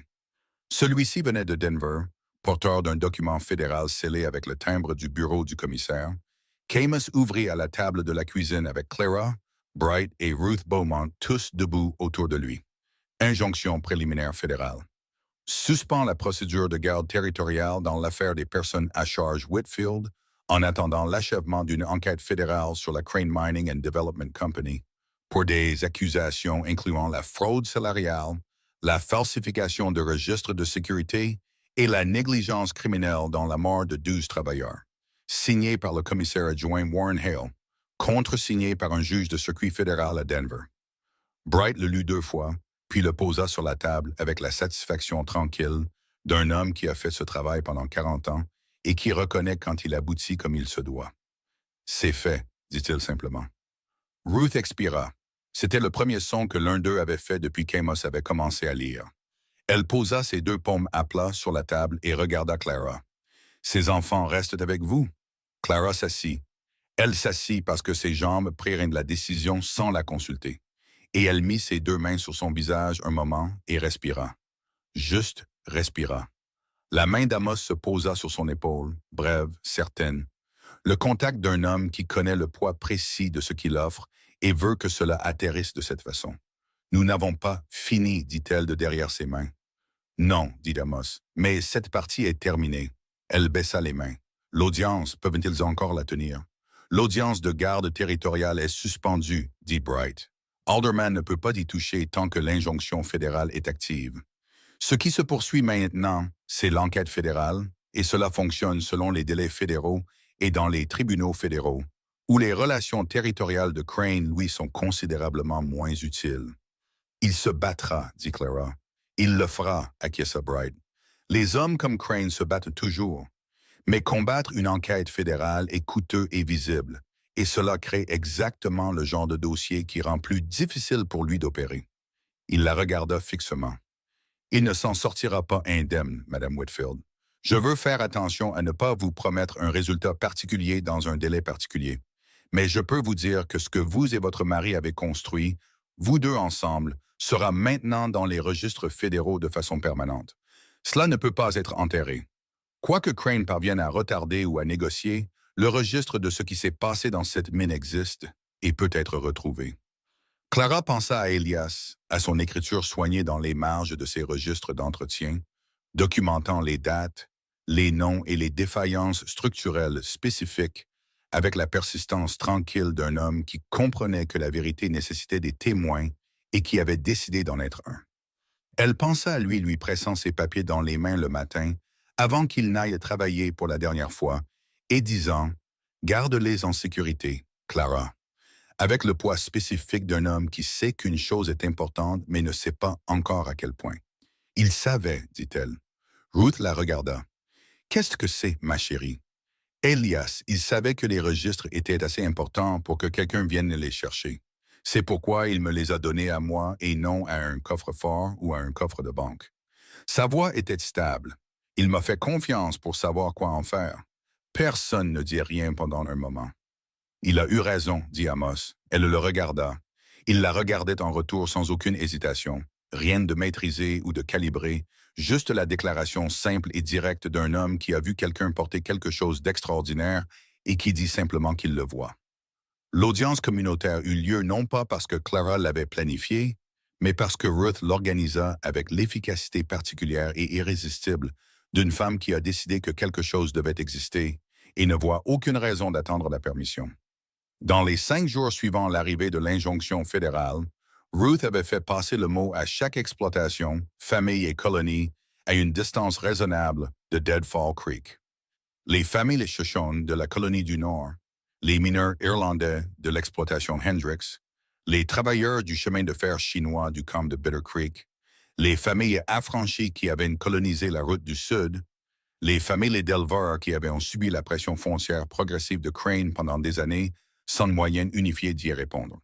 Ils se rassemblèrent un samedi dans la cour de l'église baptiste de Deadfall Creek parce que c'était le plus grand espace public disponible et parce que le révérend Colby, qui n'était pas un homme d'un grand courage mais un homme de conscience authentique, avait accepté que sa cour soit utilisée à des fins de témoignage communautaire, ce qui était assez proche du but d'une église pour qu'il sente qu'il pouvait le justifier. Clara se tenait à l'avant et regarda plus de 150 personnes et ressentit quelque chose qu'elle n'avait pas ressenti depuis avant la mort d'Elias. Pas la sécurité exactement, mais son équivalent honnête, la solidité spécifique de savoir que l'on ne se tient pas seul. Elle leur raconta tout depuis le début. La découverte d'Elias, l'effondrement de la mine, la fraude salariale, les inspections falsifiées, l'accaparement des terres, la manipulation des droits d'eau, la requête de garde, le garçon envoyé pour compter les fenêtres de ses enfants dans le noir. Elle le raconta en langage simple, sans performance, de la manière dont elle avait écrit la lettre, de la manière dont elle avait toujours appris à ses élèves à parler, avec clarté, preuve et la confiance fondamentale de quelqu'un qui dit la vérité et le sait. La foule était silencieuse pendant qu'elle parlait, pas passive. Le silence de gens écoutant avec tout leur corps, le silence de gens reconnaissant leur propre expérience dans le récit de quelqu'un d'autre. Quand elle eut fini, Hector Villanueva, qui n'avait rien dit à personne sur Crane depuis 2 ans, que les arpenteurs de Crane avaient planté des piquets à la lisière sud de sa propriété, se leva et parla. Il parla pendant 4 minutes de ce qui avait été fait à sa terre et à sa famille, avec constance et en détail. Et quand il eut fini, un éleveur nommé Debs se leva et parla. Et puis l'un des anciens Shoshone, traduit par sa petite fille qui avait appris l'anglais à l'école de la mission.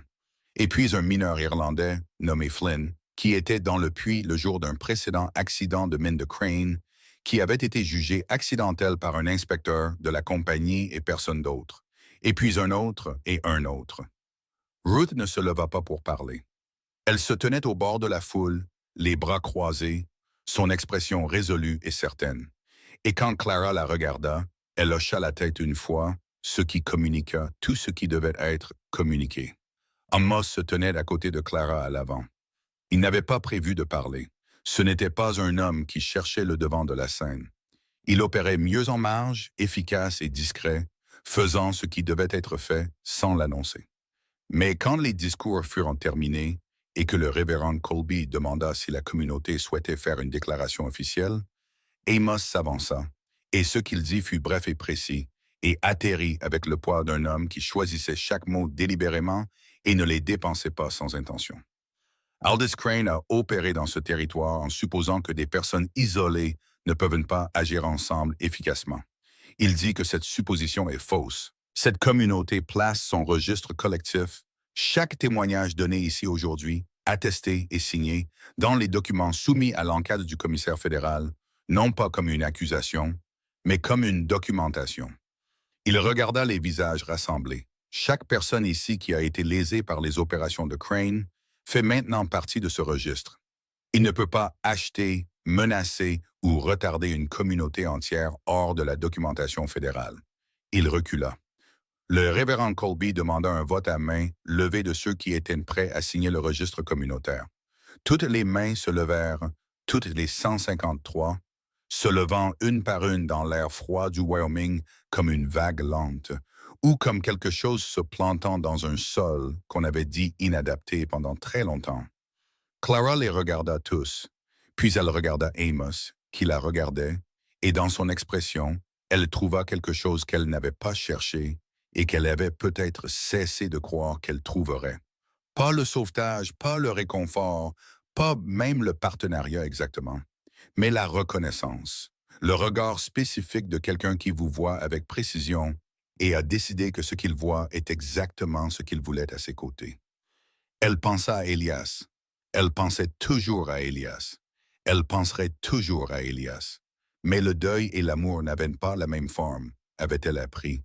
Et l'espace qu'une personne laissait derrière elle n'était pas un remplacement attendant d'être comblé, mais quelque chose qui restait lui-même tandis que la vie construisait de nouvelles choses autour.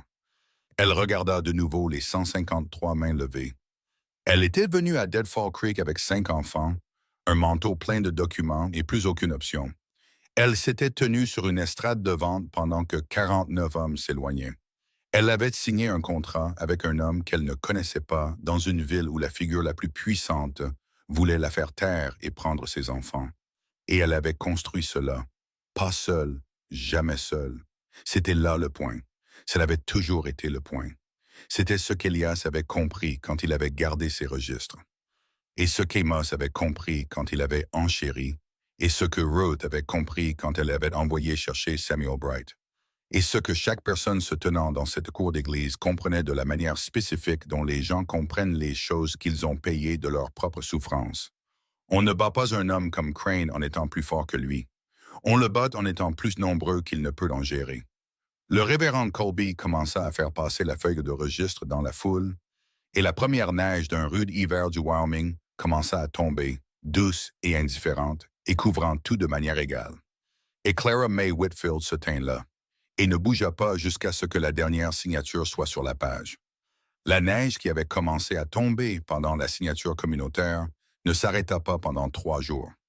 C'était le genre de tempête hivernale du Wyoming qui s'installe sans excuse et sans date de départ annoncée, s'entassant contre les murs du relais et dérivant sur la route de Cheyenne jusqu'à ce que le transport de marchandises s'arrête complètement et que les 11 travailleurs d'Amos soient confinés au relais, sans rien d'autre à faire que de manger la cuisine de Clara, de jouer aux cartes et d'attendre. Dans d'autres circonstances, cela aurait pu ressembler à un piège. Au lieu de cela, cela ressemblait improbablement à être protégé. Le relais chaud et éclairé par les lampes, les enfants faisant leurs leçons à la table de la cuisine, tandis que le vent faisait connaître ses opinions à l'extérieur. Will Cole, assis à l'autre bout de cette même table, faisant son propre travail avec la proximité prudente d'un enfant qui a décidé d'être près des gens sans s'y engager pleinement. Clara l'observa depuis la cuisine, ne dit rien et le laissa venir à son propre rythme, qui était le seul rythme qui fonctionnait avec les enfants qui avaient été blessés par la perte. L'enquête fédérale suivit son propre calendrier, qui était plus lent que la patience de Clara, mais plus rapide que les avocats de Crane ne l'avaient prédit. Warren Hale arriva à Deadfall Creek un mardi, 6 semaines après l'audience communautaire, accompagné de 2 marshals fédéraux et d'un greffier, et installa un bureau de commission temporaire dans l'arrière-salle du registre foncier, qui était, nota Clara avec une satisfaction tranquille, le même bâtiment où la réclamation de dette de Crane contre Elias avait été déposée et ignorée 8 mois plus tôt. Hale était un homme compact de 55 ans à la barbe grise, avec l'économie de mouvement et d'expression qu'elle avait appris à associer aux hommes qui avaient fait un travail sérieux pendant longtemps et n'avaient plus rien à prouver à personne.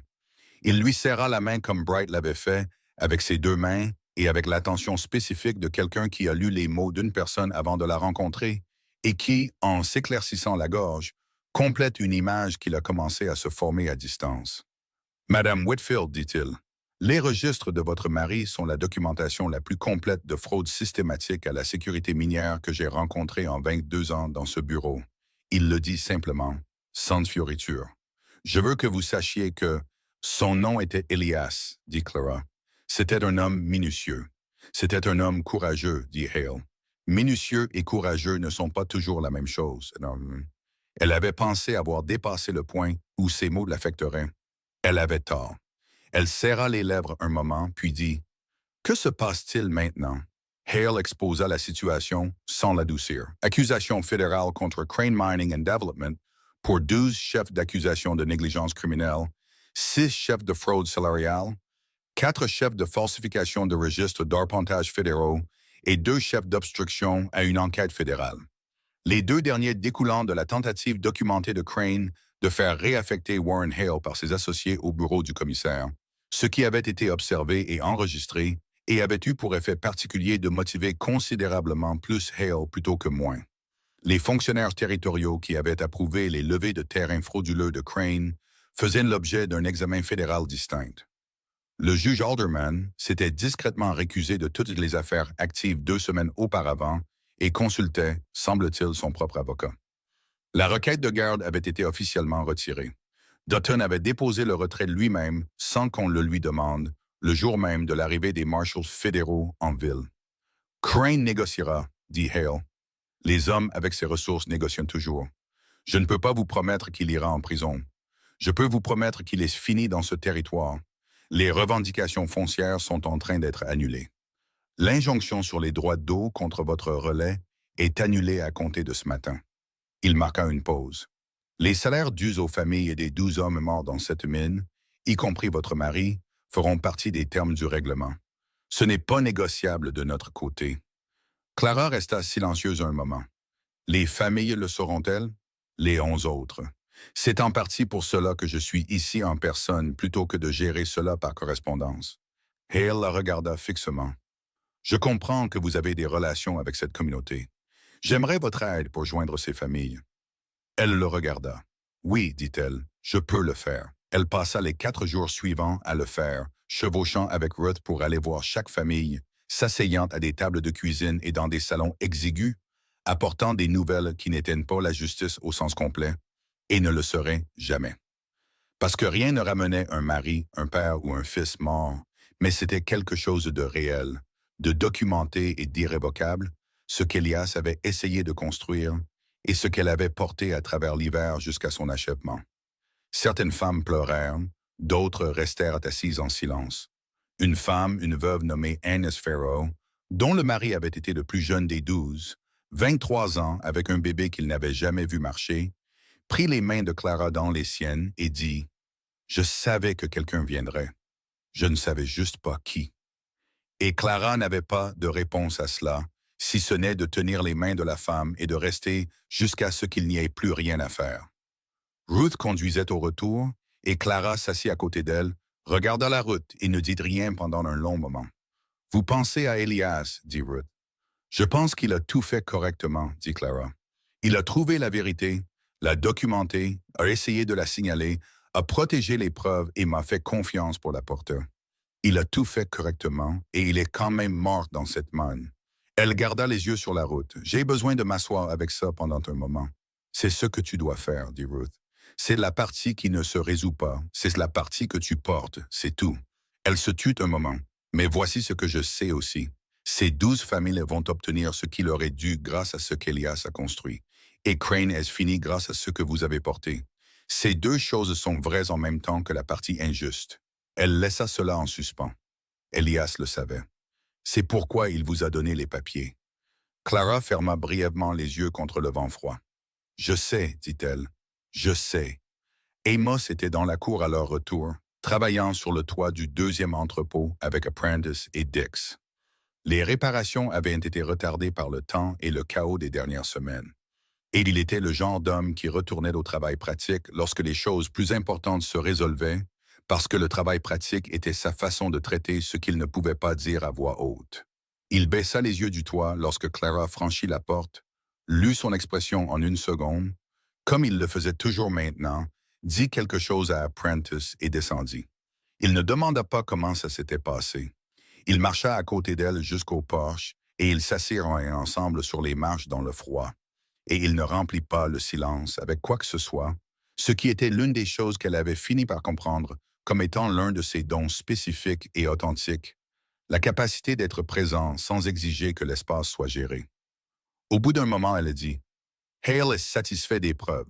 Les salaires feront partie du règlement. » « Bien, dit Amos, Crane va négocier à la baisse. Il ne purgera peut-être pas de peine. Je sais. Sa mâchoire se crispa légèrement. Hale m'a dit de la même chose ce matin. Est-ce que ça vous met en colère? Amos regarda au loin un moment. Oui, dit-il. Et puis je pense à ce qu'il a perdu et à ce que nous avons construit. Et la colère se calme. Il marqua une pause. Il est venu ici avec 20 ans de pouvoir accumulé, une compagnie avec des contrats fédéraux, des juges, des marshals et des commissaires fonciers dans sa poche. Il repart avec des accusations fédérales, une réputation détruite, des revendications foncières annulées, et pas une seule personne dans 3 comtés prête à travailler pour lui, à le fournir ou à l'abriter. Il la regarda. Il ne va peut-être pas en prison, mais il est complètement fini. Et c'est arrivé parce que vous êtes entré dans la cuisine d'un arpenteur fédéral et que vous avez étalé les registres de votre mari sur une table. Notre cuisine, dit Clara. Il la regarda. À ce moment-là, c'était notre cuisine, dit-elle. La vôtre, la mienne et tout le reste. Quelque chose traversa son expression, sans hâte et certain, de la manière dont les choses traversaient Amos lorsqu'elles étaient réelles plutôt que jouées. Il tendit la main et prit la sienne sur la marche entre eux. Pas de façon dramatique, il la prit simplement et la tint avec l'aisance naturelle d'un homme faisant quelque chose qu'il voulait faire depuis longtemps et avait finalement déterminé qu'il n'y avait aucune raison sensée de ne pas le faire. Clara regarda leurs mains, puis elle le regarda. « Je suis toujours en deuil d'Elias, dit-elle. Pas comme un avertissement, comme une honnêteté. Je sais, dit-il. Je suis toujours en deuil de Rebecca. Je m'attends à ce que nous le soyons tous les deux pendant longtemps. Il soutint son regard. Ce n'est pas la même question que celle-ci. Non, dit-elle, ce n'est pas la même. Elle ne retira pas sa main. Le relais changea dans les semaines qui suivirent, de la manière progressive et cumulative dont les vrais changements se produisent. Pas avec une annonce spectaculaire, mais avec de petites altérations persistantes qui, un jour, s'additionnèrent pour former quelque chose de complètement différent de ce qui avait été auparavant. Apprentice le remarqua en premier, avec l'observation candide d'un homme qui travaillait en étroite collaboration avec les gens et n'avait aucune raison particulière d'être diplomate sur ce qu'il voyait. Il dit à Dix que le relais ressemblait maintenant à un lieu, c'est-à-dire un lieu où les gens vivaient plutôt qu'un lieu où les gens travaillaient. Et Dix, qui avait 20 ans et était quelque peu poétique quand il n'essayait pas de paraître autrement, dit que cela ressemblait à un centre de gravité. Ce qu'il voulait dire, bien qu'il ne sût pas comment le dire, c'était Clara. Elle avait réorganisé le système d'approvisionnement avec Ruth pour que le relais ne dépende plus d'une seule source ou d'une seule route. Elle avait établi un programme d'enseignement avec Nora qui signifiait que l'éducation des enfants n'était pas perdue à cause des circonstances. Elle avait discrètement compilé un deuxième ensemble de documents de l'audience communautaire, noms, témoignages, déclarations signées, et envoyé des copies à 3 endroits différents, parce qu'elle comprenait maintenant que les choses importantes nécessitaient de la redondance.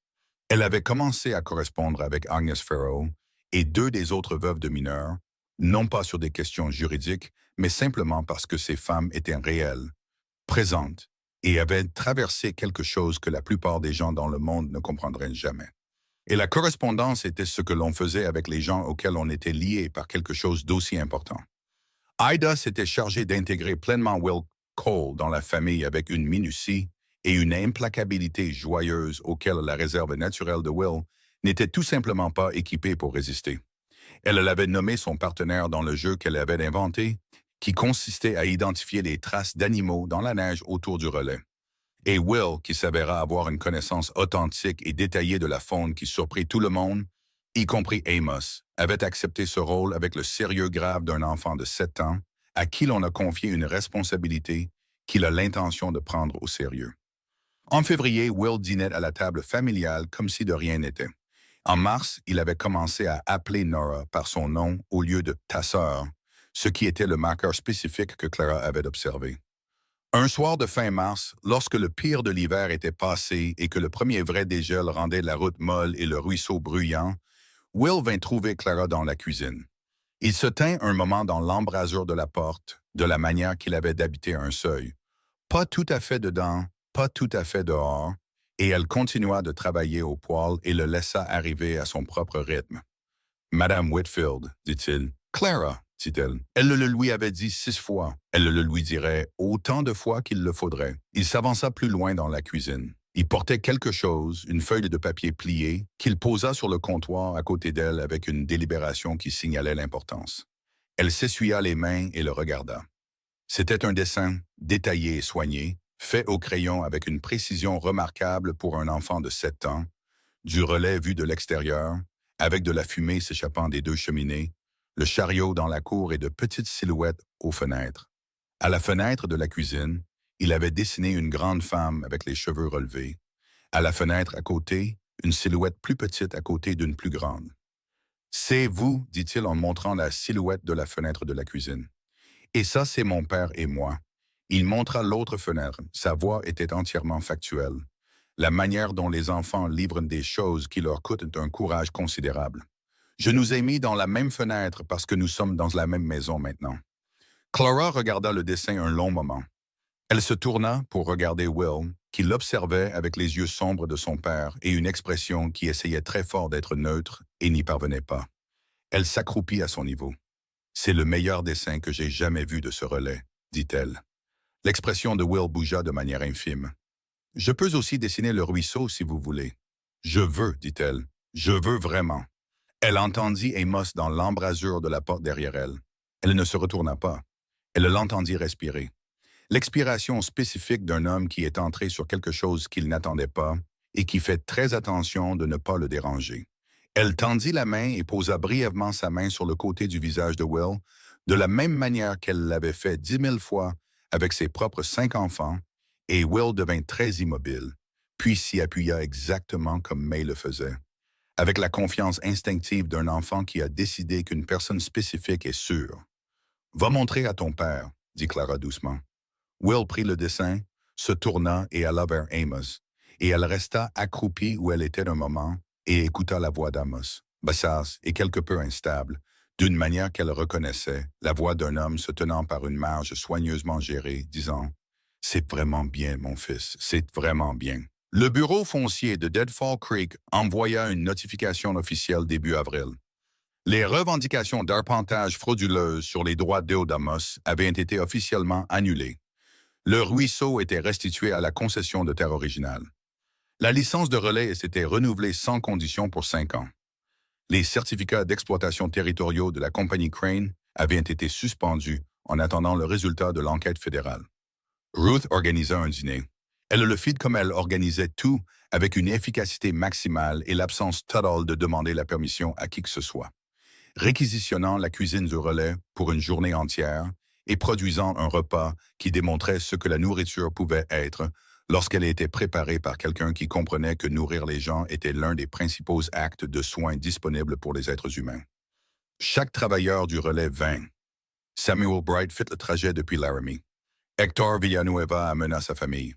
3 des familles Shoshone vinrent de la colonie du Nord, et leur aîné s'assit à la même table qu'un mineur irlandais nommé Flynn et une famille affranchie nommée Washington qui avait colonisé la route du Sud. Et ils mangèrent ensemble de la manière simple que les gens qui ont traversé quelque chose ensemble parviennent parfois à avoir, où les différences qui auraient compté dans d'autres circonstances ne parvenaient tout simplement pas à compter ici. Le révérend Colby vint, regarda la table assemblée avec une expression d'émotion surprise qu'il convertit rapidement en dignité pastorale, et dit une prière qui, pour une fois dans l'expérience de Clara, englobait réellement la réalité spécifique des personnes assises autour de la nourriture plutôt qu'une invocation générique de bénédiction générique. Après le dîner, lorsque les enfants avaient migré à l'extérieur dans la douce soirée d'avril et que les adultes s'étaient installés dans la désorganisation confortable d'un repas qui se terminait lentement parce que personne ne voulait particulièrement qu'il se termine, Ruth se leva. Elle ne faisait pas de discours. Tout le monde à cette table le savait. Alors, quand elle se leva, la pièce se tut avec une rapidité qui reflétait une attention authentique. « Je suis dans ce territoire depuis 30 ans, dit Ruth. J'ai vu une douzaine d'hommes comme Aldous Crane passer avec de l'argent, des avocats et la conviction absolue que des personnes isolées ne peuvent pas tenir ensemble assez longtemps pour compter. » Elle regarda autour de la table. Ils ont toujours tort. Ils ont tort à chaque fois. Ils ont tort parce qu'ils comprennent fondamentalement mal à quoi servent les gens. Elle regarda Clara. Cette femme est venue ici avec 5 enfants, un manteau plein de papier et rien d'autre. Elle n'a demandé à aucun d'entre nous de mener son combat.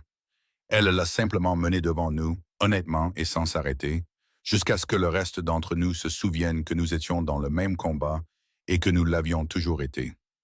Elle leva son verre à Elias Whitfield, qui a construit le dossier, et à Clara, qui l'a porté. La table leva ses verres. Clara serra les lèvres et retint l'émotion là où elle était, et hocha la tête une fois parce que c'était tout ce qu'elle pouvait faire sans s'effondrer. Et s'effondrer à table n'était pas quelque chose qu'elle allait faire devant une femme affranchie de 150 ans qui avait survécu à l'esclavage, à la perte et à 30 hivers du Wyoming, et qui se tenait là, parfaitement composée. Plus tard, après le départ des invités, le coucher des enfants et le retour au calme profond du relais qui suivait une journée bien remplie, Clara se tenait à la fenêtre de la cuisine, son café refroidissant dans ses mains. Elle entendit Amos entrer. Elle ne se retourna pas. Jesse m'a demandé aujourd'hui s'il pouvait devenir apprenti sur les convois de fret quand il sera plus grand, dit Amos. Il veut apprendre la route. Clara sourit à la fenêtre. Qu'as-tu tu dis? J'ai dit que nous en parlerions à sa mère. Il vint se tenir à côté d'elle, proche, épaule contre épaule, tous deux regardant la cour sombre. Je lui ai aussi dit que son père aurait été fier de ce qu'il a trouvé près de ce ruisseau, que son instinct pour la terre était quelque chose de réel et qui valait la peine d'être développé. Clara resta silencieuse un moment. « Merci, dit-elle. Il avait besoin d'entendre ça de ta part. » Amos hocha la tête. Il se tut un long moment, puis il dit « Je veux te demander quelque chose et je veux que tu saches, avant que je ne le demande, que la réponse ne change rien au relais, au travail ou à aucune partie de ce que nous avons construit ici. Tu comprends ça? » Elle se tourna pour le regarder. « Demande. » Il la regarda directement, de la manière stable et sans détour qu'elle avait appris à comprendre comme étant Amos Cole à son plus sérieux et plus honnête. « J'aimerais que ce soit un vrai mariage, dit-il. Pas l'arrangement légal que c'était au début, un vrai. Tout ce que cela signifie. » Il marqua une pause. « Je t'aime, Clara.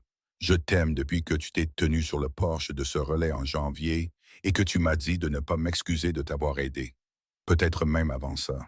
Je ne vais pas prétendre le contraire. » Clara soutint son regard. Elle pensa à l'estrade de vente, au contrat et au garçon dans le noir comptant les fenêtres de ses enfants.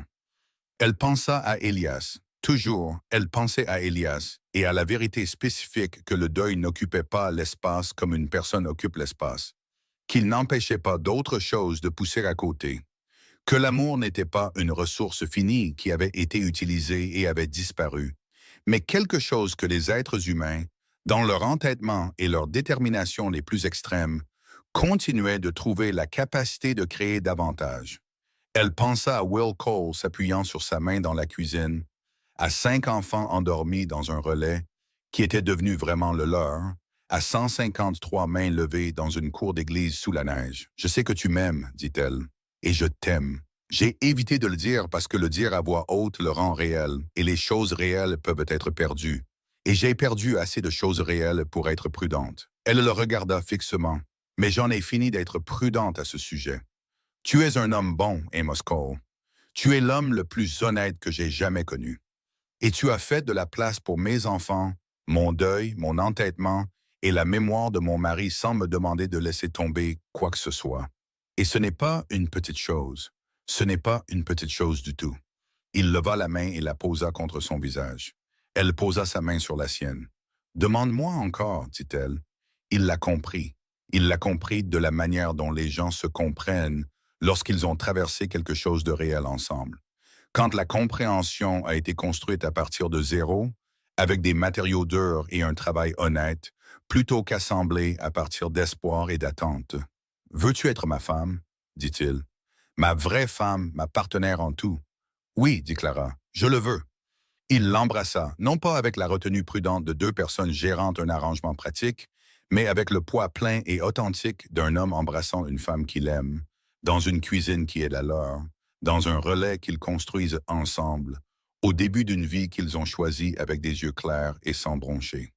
Dehors, le printemps du Wyoming arrivait à sa manière habituelle, sans hâte et irrésistible. La fonte des neiges dévalant les flancs des montagnes. Le ruisseau bruyant et propre entre ses rives, la route s'adoucissant sous la première vraie chaleur de l'année, la terre se renouvelant avec l'indifférence magnifique d'un lieu qui a toujours su qu'il survivrait à tout ce qui se passerait à sa surface. Clara May Whitfield était venue à Deadfall Creek avec 5 enfants, un manteau plein de papier et le rejet de 49 hommes encore frais sur sa peau. Elle s'était tenue sur une estrade dans la neige et s'était maintenue par le refus obstiné et spécifique de laisser une seule personne dans cette foule la voir craquer. Elle avait porté la vérité de son mari à travers un hiver qui avait tenté de l'enterrer. Elle avait construit une communauté à partir d'un deuil isolé. Elle avait affronté un homme qui avait passé 20 ans à se rendre impossible à toucher. Et elle l'avait touché. Et elle l'avait rendu entier. Et elle ne l'avait pas fait en étant sauvée. Elle ne l'avait pas fait en devenant plus petite, plus silencieuse ou plus facile. Elle l'avait fait en étant exactement elle-même, entièrement, avec persistance, sans excuse, et en comprenant que la chose la plus puissante qu'une personne puisse faire dans un territoire dirigé par un homme qui dépendait de l'isolement était de refuser d'être isolée. Elle avait 38 ans, 5 enfants et un sixième qui commençait à l'appeler Clara, et un homme qui l'aimait honnêtement.